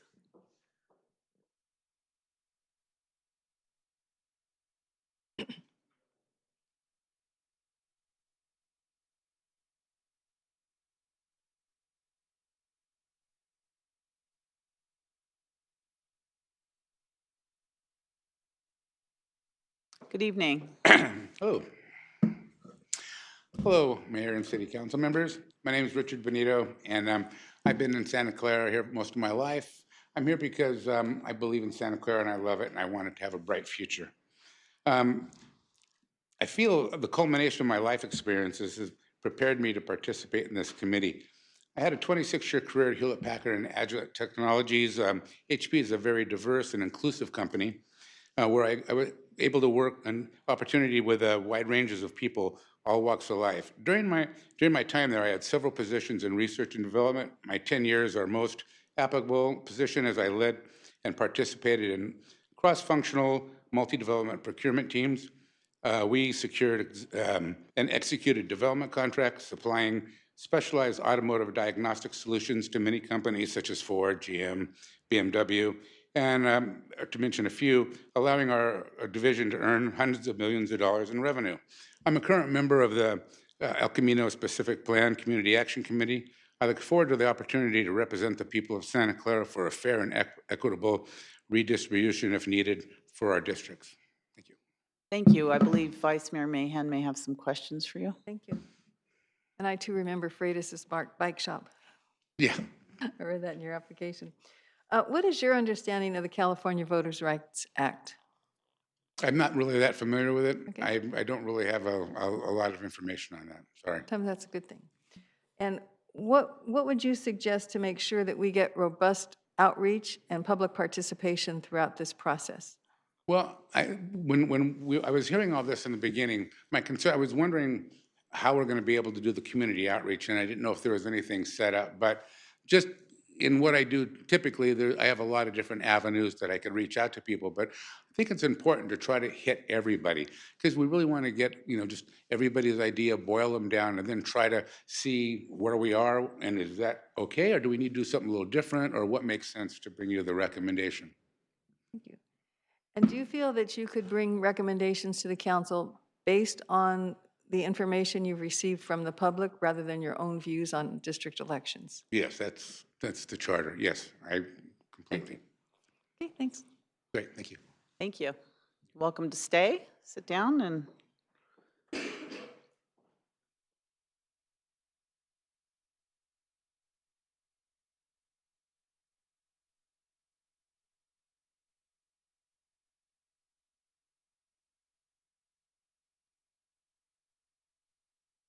Good evening. Evening. You can give us your name and your opening statement, and then Vice Mayor Mahan may have some questions for you. Very good. My name is Howard Myers, longtime Santa Clara resident. And I'd like to thank you, say thank you to the council members, the staff, mayor. Good to be here tonight, and I appreciate the opportunity to come and apply for the position and offer to help the city that has helped me. I have to tell you that I've looked at the applications of the rest of the people, and I'm very impressed. You have some very high-quality candidates, and that's a good thing for Santa Clara. And Santa Clara should be proud. Now, I'm proud of Santa Clara, and because of that, it really kind of irritates me, and I get very resentful about attorneys and judges telling us that Santa Clara is racist and bigoted because of who we vote for. I resent that. Also, the idea that they're going to tell us which districts they should be. And I don't like that. I've been in favor of districts. I like districts. It gives an opportunity to have somebody that represents you, not just everybody. If everybody represents you, nobody represents you. So I really like that idea of having that. And also, it makes it less expensive to enter into the council race. So I've been in favor of it. I just don't like the idea of having it shoved down our throats and being called names besides. Now, in the previous committee, Charter Review Committee, I served with one, and we were chartered with, among other things, the district elections. And we came, it was like 17 people. I mean, that's crazy. So I'm shocked. It's a minor miracle we got some good things done. All because of Hossam. Remember, he doesn't vote for you, so, okay. Right. That's why he knows it's sincere. But the thing is that, I did a lot, we worked on that. I kind of regret that we didn't get a chance to work on it, but we realized that we didn't have enough time to do it. And if we spent all our time on that, we wouldn't get anything else done. So we put that on the shelf, and now it's coming back off the shelf. That's nice. I think the idea of you having 7 members is a really good sign. That's excellent because, I mean, even that's a lot for a team. I'm used to working with teams as a team leader, as a team member. You get committees, something else. But anyway, the 7's a much better number than 15, and I really appreciate you've done that. And I'd like to get a chance to finish the job that I started. Thank you. Okay, thank you. Vice Mayor Mahan? Thank you, Mr. Myers. What is your understanding of the California Voters' Rights Act? Repeat again, I couldn't understand. What is your understanding of the California Voters' Rights Act? Minimal. Okay. And what would you suggest to make sure that we have robust outreach and public participation in this process? I think that I think it's important, for one thing, the idea of that we are, the community is divided into little enclaves of ethnicity. Obviously, they tried to do that, tried to say that was true, and it's just not. Okay, but it's important, and I like the idea of breaking it up into districts because now you're basically forcing it to be representative from the different areas, and that's a good thing geographically. It's not necessarily ethnically because it's geographic. So that's important, and to have the outreach. I think it's important. I don't subscribe to going in and sitting on everybody's living room, but I do think it's important that they have an opportunity to come and listen and to speak up and tell us what they are interested in, what they think makes sense for them, what they want out of a districting. But to do that in such a way that they know that the opportunity is there. You can't twist their arm and make them do it, just like you can't make them vote. But give them an opportunity to give that feedback to find out what they think is important. And do you feel that you will be able to make recommendations to this council based on that public input and not on your own personal views of district elections? That's the job, yes. Okay, good. Thank you. Thank you very much. Welcome. Appreciate it. Thank you for the opportunity. Thank you. And Madam Mayor, we had a 4th applicant from my district. He did provide a written statement. Due to family commitments, he couldn't stay, but in the interest of letting everyone know that we have that, yes. Yes, but the public hasn't seen it. Nobody's seen it. I want to make sure that it gets into the record. He writes, Dear Mayor and Council, I'm sorry that I'm not able to be at council chambers tonight, as I am in Canada to attend a family function. For the past 6 years, I have been a very active participant in city politics and government. I've participated in the following activities: HEAT CERT training, Leadership Santa Clara, Citizens Police Academy, the Planning Commission for 4 years, Citizens Advisory Committee, BART VTA Community Working Group, the El Camino Real Community Advisory Committee, the Old Quad Residents Association Board. As you know, I've previously run for a seat on the City Council, and I have attended many, many council meetings. I hope you appreciate that I come well prepared to the meetings. I have attended several talks by Steve Sheshin, and I believe I understand how ranked choice voting works as well as the demographics of Santa Clara's voting population. I am also well-trained in the Brown Act from training at BPAC meetings and while serving on the Planning Commission. I am retired, so I have the time to prepare for and attend committee meetings. In fact, I have checked my schedule and will be available at all the currently proposed meeting times for the Charter Review Committee. Thank you. Thank you. Vice Mayor Mahan, it's not been, although it's not a policy, but it's been a practice of ours that we don't appoint to commissions or committees if they're not in attendance. But I it's think not a this is- policy. no, it is So not, I and just this wanted is to point that something out, that quite that's different. our practice of not appointing if not in And attendance. in past, we've even foregone second rounds of, I'm just pointing that interviews, out. but- This isn't an argument. I'm just saying Okay, that it's thank our you. practice. We don't appoint if they're not in attendance. Let's move on.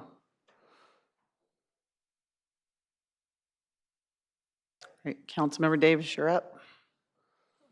I think there's a lot in District 6. A lot of applicants. Welcome. Everybody's here. We So- went from 0 to lots. Absolutely. So good Welcome. evening. Thank you for letting me be here. My name is Teresa Sulzer. I've lived in Santa Clara for about 30 years, and I was on the Charter Review Committee in 2017, looking at the issue of districting, which I believe really helps promote democracy in the city. I think it helps people get connected with the people that they elect. It allows people participate in democracy in a very real way. One of the reasons that I'm interested in participating in the next step of this is, first of all, to finish what we started, which was very exciting. I think changing districting is probably one of the bigger things that this city will do in the next year. I would also like to be part of the process to make sure that when we go out and push into the city, that we do it in a way that people really understand what we're doing and why we're doing it. During the last election cycle, I hosted an event called Get to Know Your Ballot. And we invited a bunch of people. And it was really surprising how a lot of ballot initiatives are written in such a way that you need to have a very high level of understanding to really parse out what you're voting on. And I would like to be an advocate to make sure that when we communicate with the people in our city, we're doing so that everybody understands what we're saying, why we're saying it, and what the benefits are, because I think that's really important. I also really like what you were saying about inviting people to come and to share what they see as a vision for the districting going forward. Having every voice heard really helps move things forward. So anyhow, that's why I'm here. Thank you. Oh, and Debbie. Councilmember Davis. Welcome, Teresa. Thank you. I didn't even know you lived in my district. Oh, well, I thought you belonged to Kathy. I don't know why. I thought you lived in the north side. Maybe that's what it is, the Irish thing. Okay. So Teresa, one of my questions was to Hossam was the outreach and educating people and understanding what the districts are.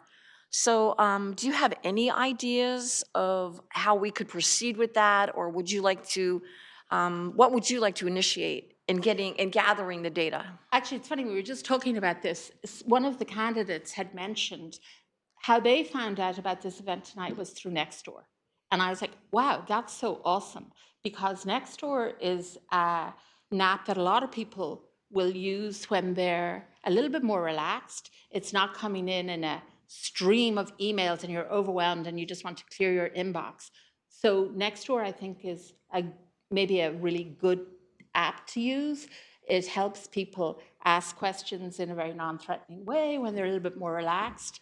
And we have a candidate here who's here because of that. So I think that will be one good way to reach out. Plus the fact we want to have information from each district, and Nextdoor is in all the different districts. So that, I think, would be a good way to go. Personally, I feel we really need to try and engage our young people. What we do, they're the ones that are really going to inherit the future, and we need to figure out ways to get as many of our young people involved in the process and understanding and feeling that their voice counts. I mean, I think that's actually the bigger thing. So the social media apps are a really good way to do that. Probably looking and seeing what kind of activities our young people are participating in.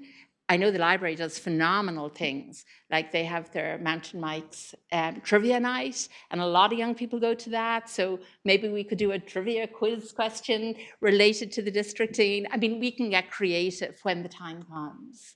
But I do think I'd like to see more young people participating and feeling valued in the process.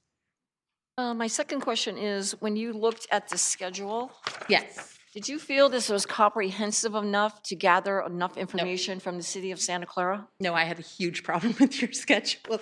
I feel that it's not diverse enough in locations. I think that we're asking that we each represent our district, but the schedule is set for just here, which really makes it more difficult for people from other districts to participate. I think we should have at least one of those meetings on the north side. And I think a lot of our older residents who do tend to be the voters probably would do better with a schedule that would be earlier in the day.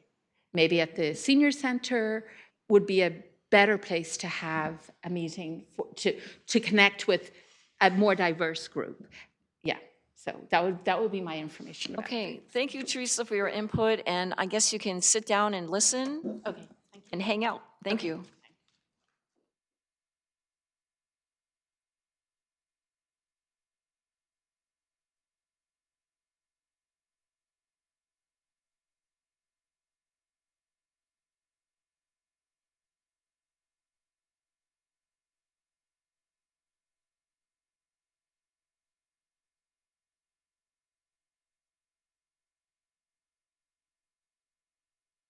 Hello, good evening. Hello, good evening, Mayor. Good evening, Council. I may not say your names because there are so many. Would you like to pull the microphone so Okay. everyone at home can hear you as well? Okay. Is this televised? Thank you. Okay. Yes, would you like to start by giving us your name and your opening statement? And then Councilmember Davis will probably have some questions for you. Okay. My name is Pilar Arquero, and I'm with District 6. And I have a question first before I continue. I will be traveling outside the country on the 15th. So I know that the first meeting is July 18, and I will not be here. So do you want me to continue? Yes, please. Yes, we do. Okay, thank you. And I just want to let you know that I would like to serve. Volunteering became a part of my life now since I retired. And as a volunteer, I would like to contribute for the betterment of our city, for the life in the city of Santa Clara. That's all I can say. And I will learn, and I know I can contribute when I learn something. Thank you. Very good. Councilmember Davis. Thank you for applying, Pilar, and thank you for your honesty that you'll be out of town, because I think that happens. My concern earlier in the evening was the fact that what kind of outreach would you kind of think should happen to get people engaged, to make sure that the lines are drawn and everybody is fair in these districts? What kind of outreach would you like to see on this committee?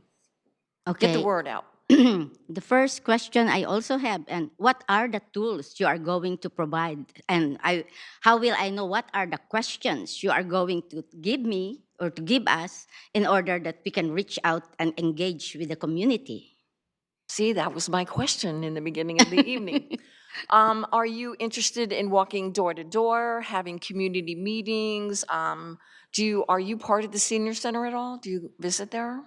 Yes, I am part. That also the thing is, I am still working, though Okay. it is part time. I am being asked to work for 5 days a week even before I go. And I said, okay, let me first come back and then check my schedule.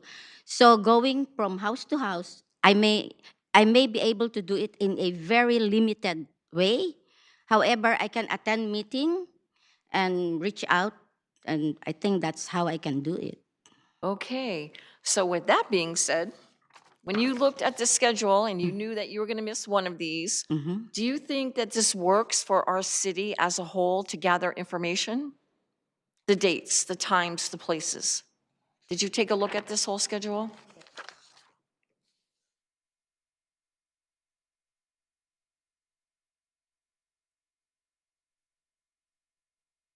August 13. What day is that? Oh, yes, I can probably attend. Oh, okay. I may be late because the time that they want me to be working, if I go to that other company, maybe from 9 to 6. But the other company that I may go is only up to 5:30. So that one is a little farther. So the timing is also short of my being there right away. So I'm being honest with you in case Okay. you want me to continue or not to No, continue. that's very fine. Thank you. Thank you so much. And you can stay and listen if you want and hang out with everybody. Okay, thank Okay, you. you're welcome.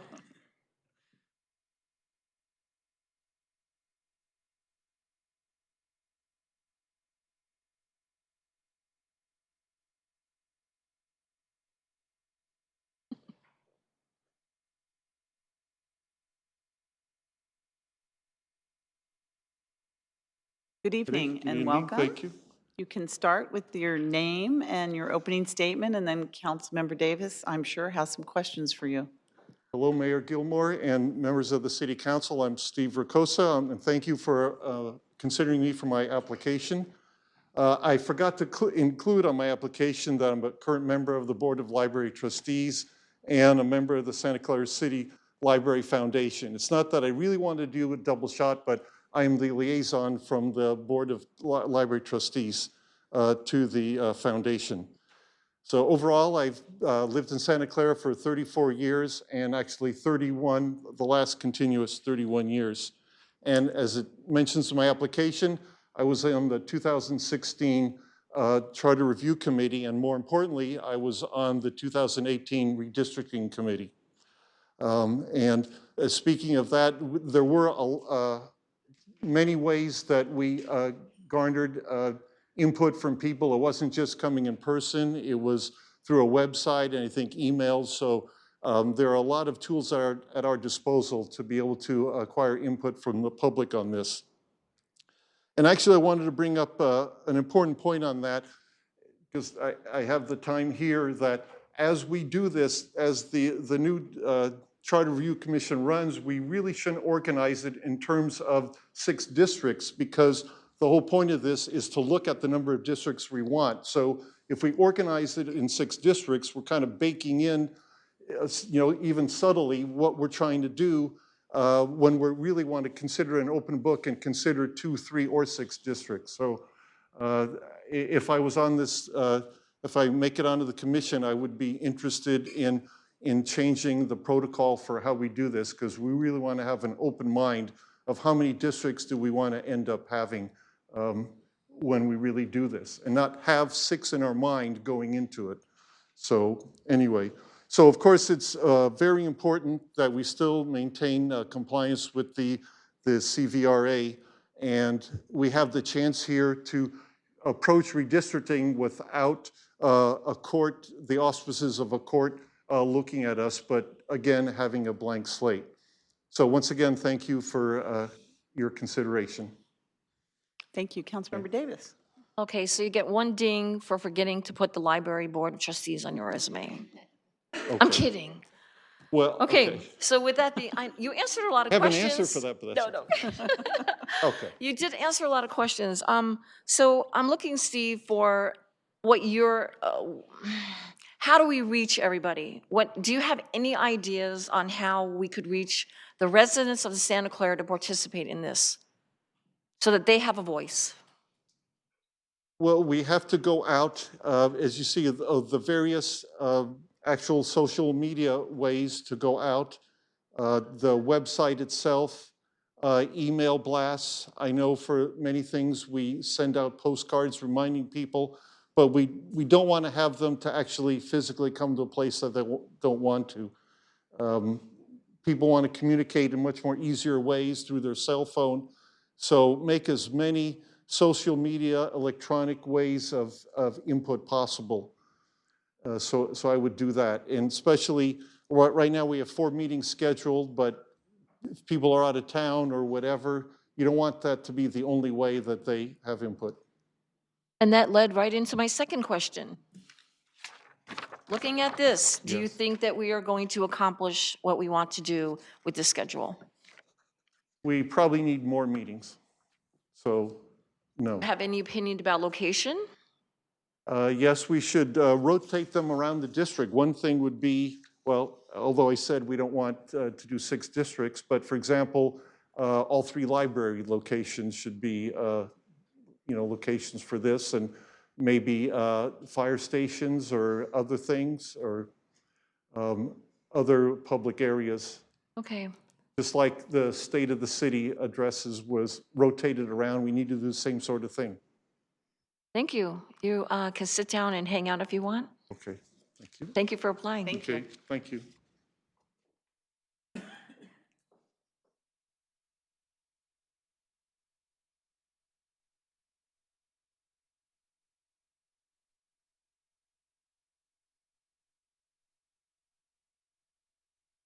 Good evening.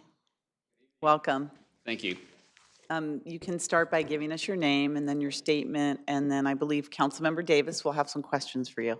Oh, good evening, members of council. My name is Ralph Sevilla Jones. I've lived in Santa Clara since 2006, actually since 2004 when I married my wife, Jennifer Jones, who was very involved in this community by virtue of her mother having started the Roberta Jones Theater. I have had 20 years of experience as a deputy attorney general, prosecuting electronic crimes.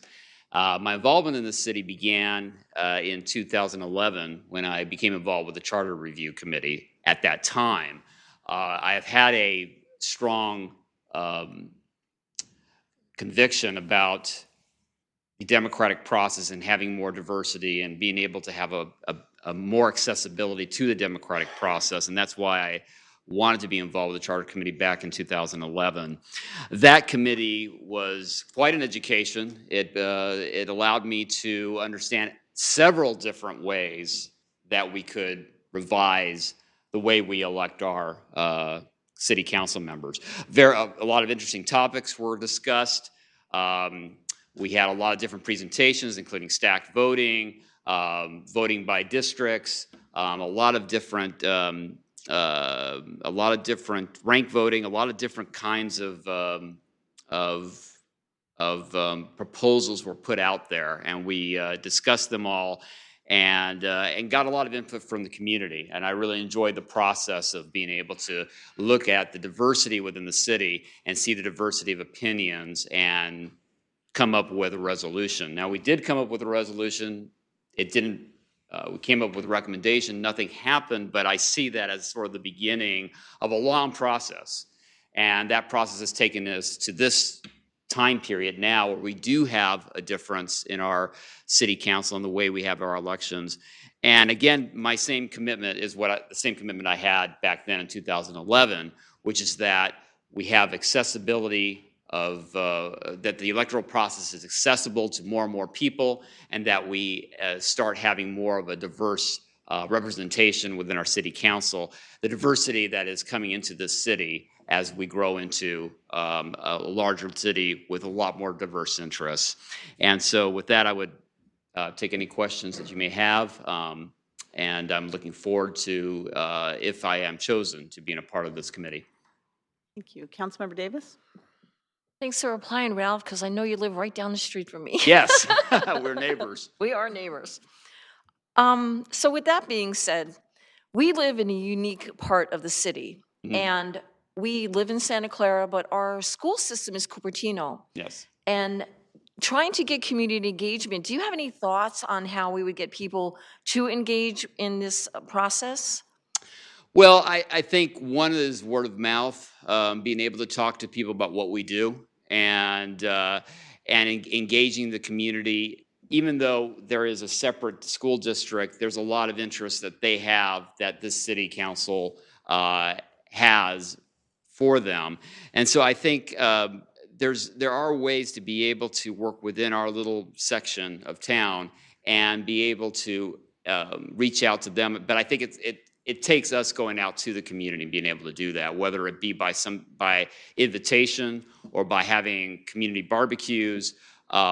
Those are ways to being able to interact with those people within our district. And that's one of the interesting things about having the district is it does shrink the amount of people that we have to interact with, because it is a little more difficult when you're dealing with a city of 100,000 to try to reach out to 100,000 people. It's a lot more accessible, a lot easier to reach out to people within a small district. Okay, when you looked at this schedule, did you find that this was conducive to try to get people in and get as much data? Because I had a question about this also. I wanted your opinion about when you saw the dates for the meetings and the outreach. Do you think that this is conducive to gathering the data? Enough time? What are your thoughts on this? Well, yeah, I mean, it looks to me like a pretty shrunken schedule. So if we're really trying to get to people, however, we have to keep in mind that we're trying to do this by March, so there is a time limit here. But I do see that as an issue, because we have a short period of time and within a short schedule and a short period of time, and that is going to be a challenge in order to get people within the individual districts to become more involved. Okay, well, thank you very much, and you're willing to take a seat and continue to listen. Thank you. Thank you. Madam We Mayor, have one candidate from District 1, Councilmember Watanabe.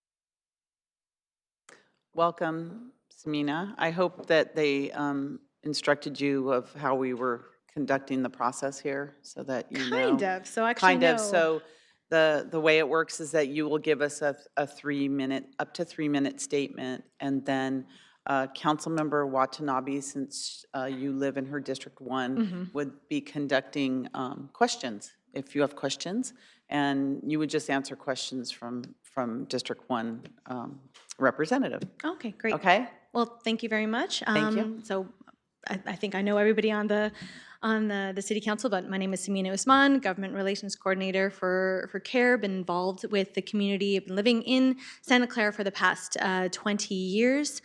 I appreciate you and your understanding that I was actually just coming from the San Francisco City Hall, so why I was not able to attend the first portion of the meeting. So yes, so I've been involved with the city of Santa Clara for the past 20 years.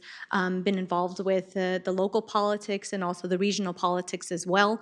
Been seeing the city grow and seeing the changes in the city and how the demographics and the population. And I have been interested in the way that the council, how the elections, the process of the elections, and also the districts. I was appointed to the first Charter Review Commission back in 2011, and had, sat through the many meetings for that, and a decision was made, and it was not upheld, and here we are today.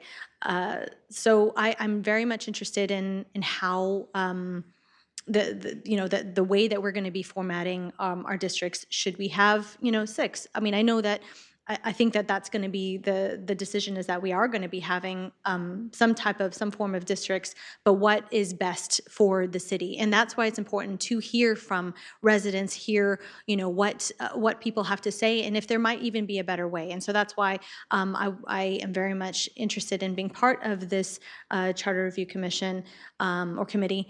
to be able to bring a different perspective, given my background, and given my understanding of the way that city politics and the way that the city has been running. And so I hope that I can get your vote. Thank you. Councilmember Watanabe. Thank you. Thank you, Samina, for applying. And sorry you got held up in San Francisco. Thank you for your service in the past, the previous charter review in 2011. With this new charter review committee and what we're looking to do in terms of creating, new electoral districts, what do you have any thoughts on criteria, what you'd like to see people bring to the table in terms of how to structure those districts? I mean, well, I think we definitely want to make sure that when we are electing a city council, that we want to make sure that it reflects the demographics of the community, whether it be, one's ethnic background, one's socioeconomic background, whatnot. So at least we have a city council that is going to be reflective of our city. And so I think that is definitely something that I want to ensure that these districts are going to be drawn, these lines are going to be drawn in order to reflect that. Great. Thank you very much. That's all I have. Is that it? Yes, that's all. Okay. Yeah, Thank you very much. So you're welcome to have a seat. And Oh, see, that's a great being the last one. I I'm know. sure. I'm sure the first person got tons of questions. Thank you, Samina. All right. That was, Okay. we have an awesome group of candidates.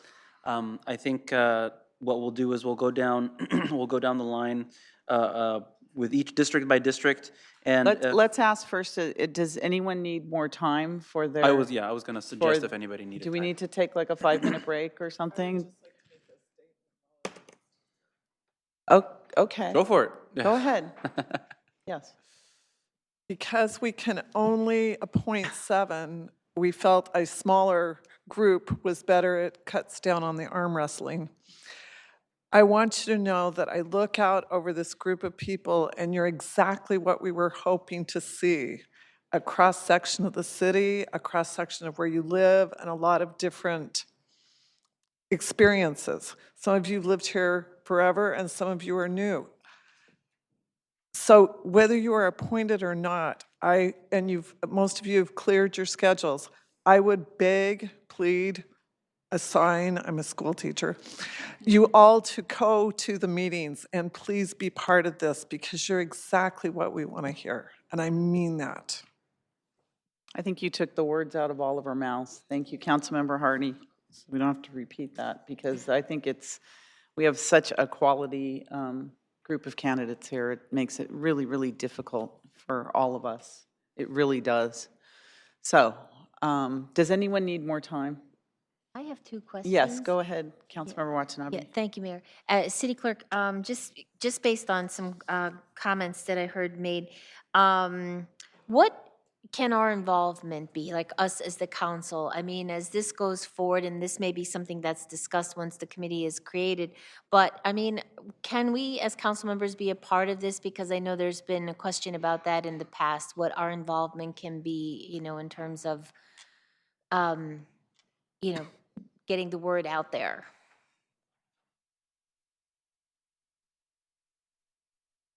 From a legal standpoint, I don't see any problem as long Okay. as you don't have a quorum of council members going to any meeting. We're all going to walk around everybody's house. Well, yeah, I mean, all of you should not all go to all the meetings. Okay. Is what I'm saying. From a Brown Act standpoint, that would be the only issue. But as far as a process standpoint or a due process standpoint, this is quintessential democracy. I mean, we're trying to get as many people involved as possible. So And we to can the go out extent walking door to door as well? And Oh, with- absolutely. Okay, just Yeah, want I to mean, be you sure. can provide. Just get it I clarified. think you can provide testimony to the committee about what you've found in your district as to what you think people want. And Great. the whole idea is to get as many people involved as possible. And there's no legal prohibition other than having an impromptu city council meeting at one of these meetings. And so, I mean, as long as we're reasonable about, attendance at the actual meetings, I think it's fine. Great. Okay, thank you. And did you have something to add? I was just going to say, as far as a lot of candidates have expressed some concerns about the schedule, the timing, the locations. I think there's a couple things that we'll have to juggle in terms of availability of locations. As I mentioned in the beginning, it is challenging. It was challenging enough to get the 4 meetings in the council chambers. I know there's a lot of competition in terms of the meeting space. But definitely after the first meeting or during the first meeting, we'll have some discussions around, I'm sure the committee will have some ideas around creative ways to outreach. So you've heard from several ideas from them today. And I'd like to see, even as part of that discussion, ways to engage with the council members individually to ensure that we get the maximum amount of outreach as possible. So certainly keep your ears open and keep a pulse on what the committee will talk about in their first meeting. But I would welcome that, and I think it would be encouraged for everybody to be engaged throughout the whole process. Great. And then my second question, I heard several people mention ranked choice voting, and I know that was a part of Measure A. This has nothing to do with ranked choice voting or any. So what Measure N talked about is whether or not there was a desire to get community input about districting. So this is strictly talking about how the city is divided, or if it should be divided at all by a district, not with the how the votes are counted. Right. So the whole discussion around ranked choice voting, or somebody said stacked voting or cumulative voting, that is orthogonal to the discussion as to whether or not there are districts. It is not a part of this Charter Review Committee's discussions.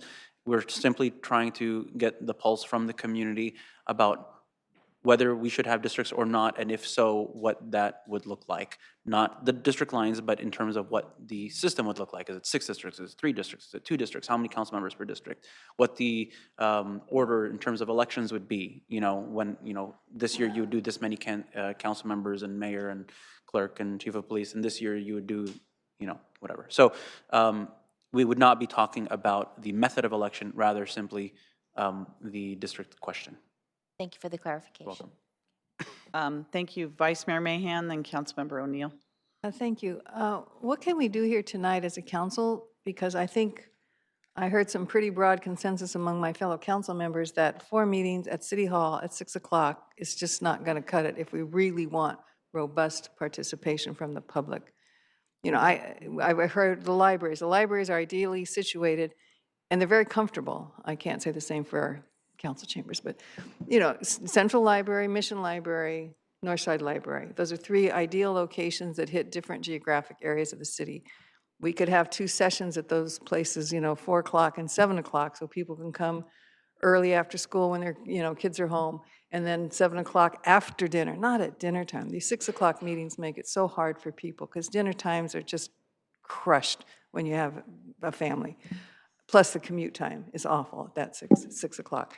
And the senior center is an ideal location to get people that are already there in our senior community, because we have a very large portion of our voting population that is over 65. We just have a lot of seniors living here.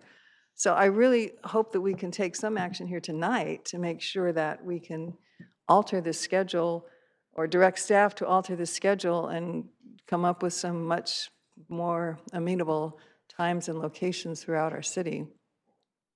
I agree with everything you say, but I think we should leave it up to the committee to come. I think that would be, and the city clerk, to come up with some alternate. I don't think we can dictate which locations. We just don't know what we can make our feelings known that we want it changed, but without a lot, it depends on the committee members. There was some recommendations of morning ones, and which was good, and senior center's a great recommendation. We can maybe make a general statement that we'd like to see, exactly what you said. Yeah, and leave it up to the committee members and their schedules and the city's schedules as well. Councilmember O'Neill? Yes, thank you. I just wanted a clarification from our city attorney and the city clerk. There were a number of references to that 2011 Charter Review Committee, which I also served on, and some other references. The part of the recommendation from that committee was to explore using an alternative voting system, and prominently mentioned was ranked choice voting. And at the time, I remember when the registrar voted, that was, the Great Recession.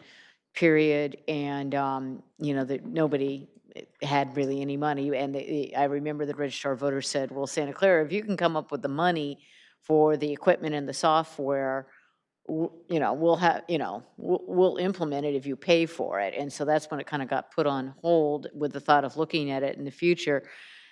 And I know we kind of talked about that last year, and I know we're doing this somewhat in consideration of the CVRA.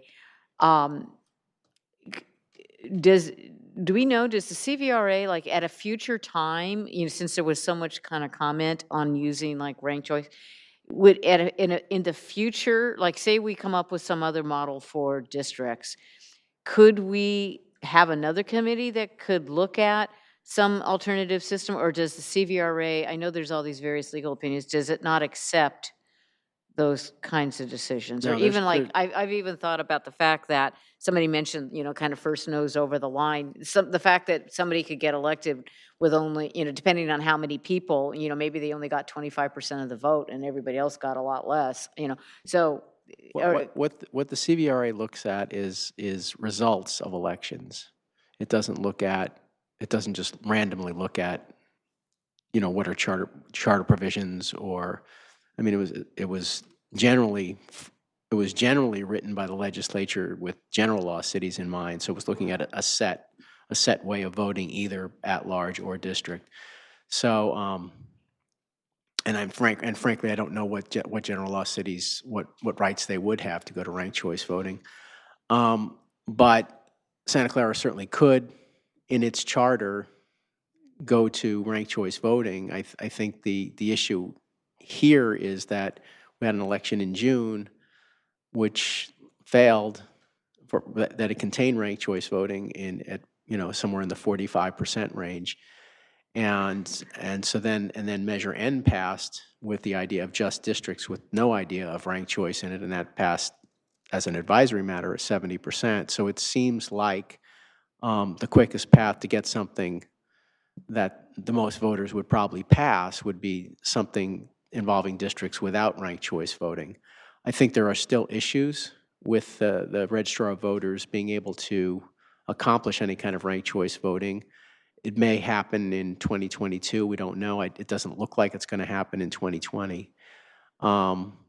But certainly nothing in the CVRA would prohibit us from, at a future date, considering going to ranked choice vote, some form of ranked choice voting, another way of electing. So that's really the legal answer in terms of the CVRA just doesn't prohibit ranked choice voting. All right, thank you very much. Okay, thank you. City Clerk, do you want to go down by the districts? All right, so I presume everybody's had enough time to. And I have taken notes. I have a bunch of names here, but I don't know who's selecting who, so if we could go by the districts, if I You'll have an could. opportunity if you'd like to ask follow-up questions, you're welcome to, if you already have made a decision. Everyone had really great questions, so. All right, so then let's go down Anyways, if you the don't, line, yeah. and we'll start with District 1, Councilmember Watanabe. Your recommendation? The guinea pig has to go first. I know, that's your number one, Or should we start with 6, to be fair? Oh, yeah, Go sure, backwards? go ahead. It's up to you all. No, thank you. Thank you. Thank you, everybody, for Samina, Mr. Jordanik, Mr. Cooley, and I think Vandana has left. But thank you for applying. I know this is, it's not an easy thing to do, but the fact when you apply, it shows, you care and you're engaged, and so just being here speaks volumes. Just being here. I listened to everybody, what they had to say, and based on what I heard and what I know I would like to see accomplished in just not in District 1, but overall, because I think that, this decision and or whoever represents on the committee is definitely there on behalf of the entire city, not just one particular district. But based on what I heard, I felt that Ben Cooley would be the best person to serve, and so my recommendation is Ben for District 1. Thank you. Thank you. No, let's take them all at once. So I'd like to go on to this, Yes. District Number 2, Councilmember Shahal. It's much easier for me compared to other colleagues on the dais over here. So I know I listen to every one of you, and it's a great group of people, and appreciate your time and energy and enthusiasm to serve for the city. And it's for me, it's very easy. I'll recommend Steve Silva for the commission for the committee. Must have been a very tough decision. Well, Thank you. thank you very much. Yeah, We'll but go he to- didn't have to, so it was a decision. We'll go on to District Number 3, Councilmember Hardy. Well, before I say this, I will say that I'm going to make the suggestion that maybe the people in each district who did apply can make it their own subcommittee and work together, because I know in my district, I heard some really good ideas, and I think put together, those would be a great way to do outreach. The person I would like to appoint to be the voting member of this is Christine Coulterman. Thank you, Councilmember Hardy. We will go to District Number 4, Councilmember O'Neill. Once again, hard choice, but I would like to nominate Kathy Almazel. Thank you very much. We're going to go on to District Number 5, Vice Mayor Mahan. Thank you. I really feel strongly, and I thank every applicant who applied from every district, and I think you're all very well qualified, and you have a sincere desire to serve the city of Santa Clara, and you will be able to participate in this process in a number of ways, including coming to the meetings and making your voices heard, because you have a lot to say and you're influential voices. But I do feel that this committee, of all committees, should be reflective of Santa Clara's community.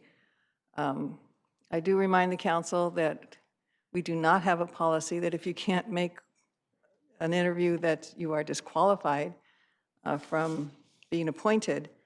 And I also think we have to respect that, you know, active people have busy schedules, and we can't always make, especially when it's a short time frame, you know, we can't always alter some important commitments to accommodate our convenience. So with that in mind, I really feel strongly that I would like to nominate Suds Jane. Thank you, Vice Mayor. We're going to go on to District 6, Councilmember Davis. I like to, Steve Rakosa. Thank you very much. And Mayor Gilmore, do you need a Just 1 moment second, to? please. Yeah. She's got a bigger list. So to remind the candidates, Mayor Gilmore will appoint a committee member at large from the remainder of the applicants. I think it's only fair I have 4 or 5 votes, don't you think? Oh, my gosh, okay. You're going to make the committee another Yeah, 17-member make another committee, committee. so be careful what you wish for. This is really hard, and it is really tough, and we have such wonderful people here. I am going to nominate Rich Benito from District 5. And I'm nominating Rich because although he is a very humble man who regularly attends meetings and is very, very involved in the community, and he has a wonderful professional background that I think will bring a lot of experience to the committee. But I feel like he, what I've observed over the years, has a real pulse on the community. And I want to call it like an every person's pulse on the community. He really has a very keen sense of what's going on in Santa Clara. He has a lot of connections. He has a wide outreach into the community, and I think he'd make a fabulous committee member. So I'm nominating Rich Benito from District 5. All right, so now do we have, and again, everyone was really fabulous. I wish we had a lot more appointments. I know we have a lot of commission openings coming up, a lot. So I'm hoping you stay involved, and as some of the council members had mentioned, that you're involved in this process as well, because this belongs to all of us. This process belongs to all of us, and we're going to create it. And I think we have a really solid committee. But I'm sure they're going to be very interested in everyone's input, especially here. So, yes, Councilmember Davis. Okay, then I would like to make a motion that we accept this slate of people, District 1, District 2, District 3, District 4, District 5, 6, and at large, to be our new Charter Review Committee going forward. All right, we have a motion and a second. Would you like me to reread the names for Yes, everybody? please. Okay. So we have Benjamin Cooley from District 1. We have Stephen Silva from District 2. We have Chris Coulterman from District 3. We have Kathy Almazal from District 4. We have Suds Jane from District 5. We have Steve Ricosa from District 6. And we have Richard Benito at large. And that's the motion That's the motion, yeah. and second. Please register your vote.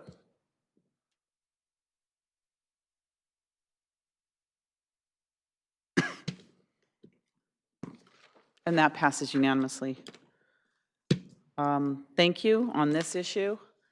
Madam Mayor, may I make one comment? Yes, please. So, thank you everybody for applying. As was already mentioned, we have phenomenal candidates. We have a phenomenal committee that was selected. But I would encourage and I would love to see all of you attend, especially the first meeting. Give some input and ideas.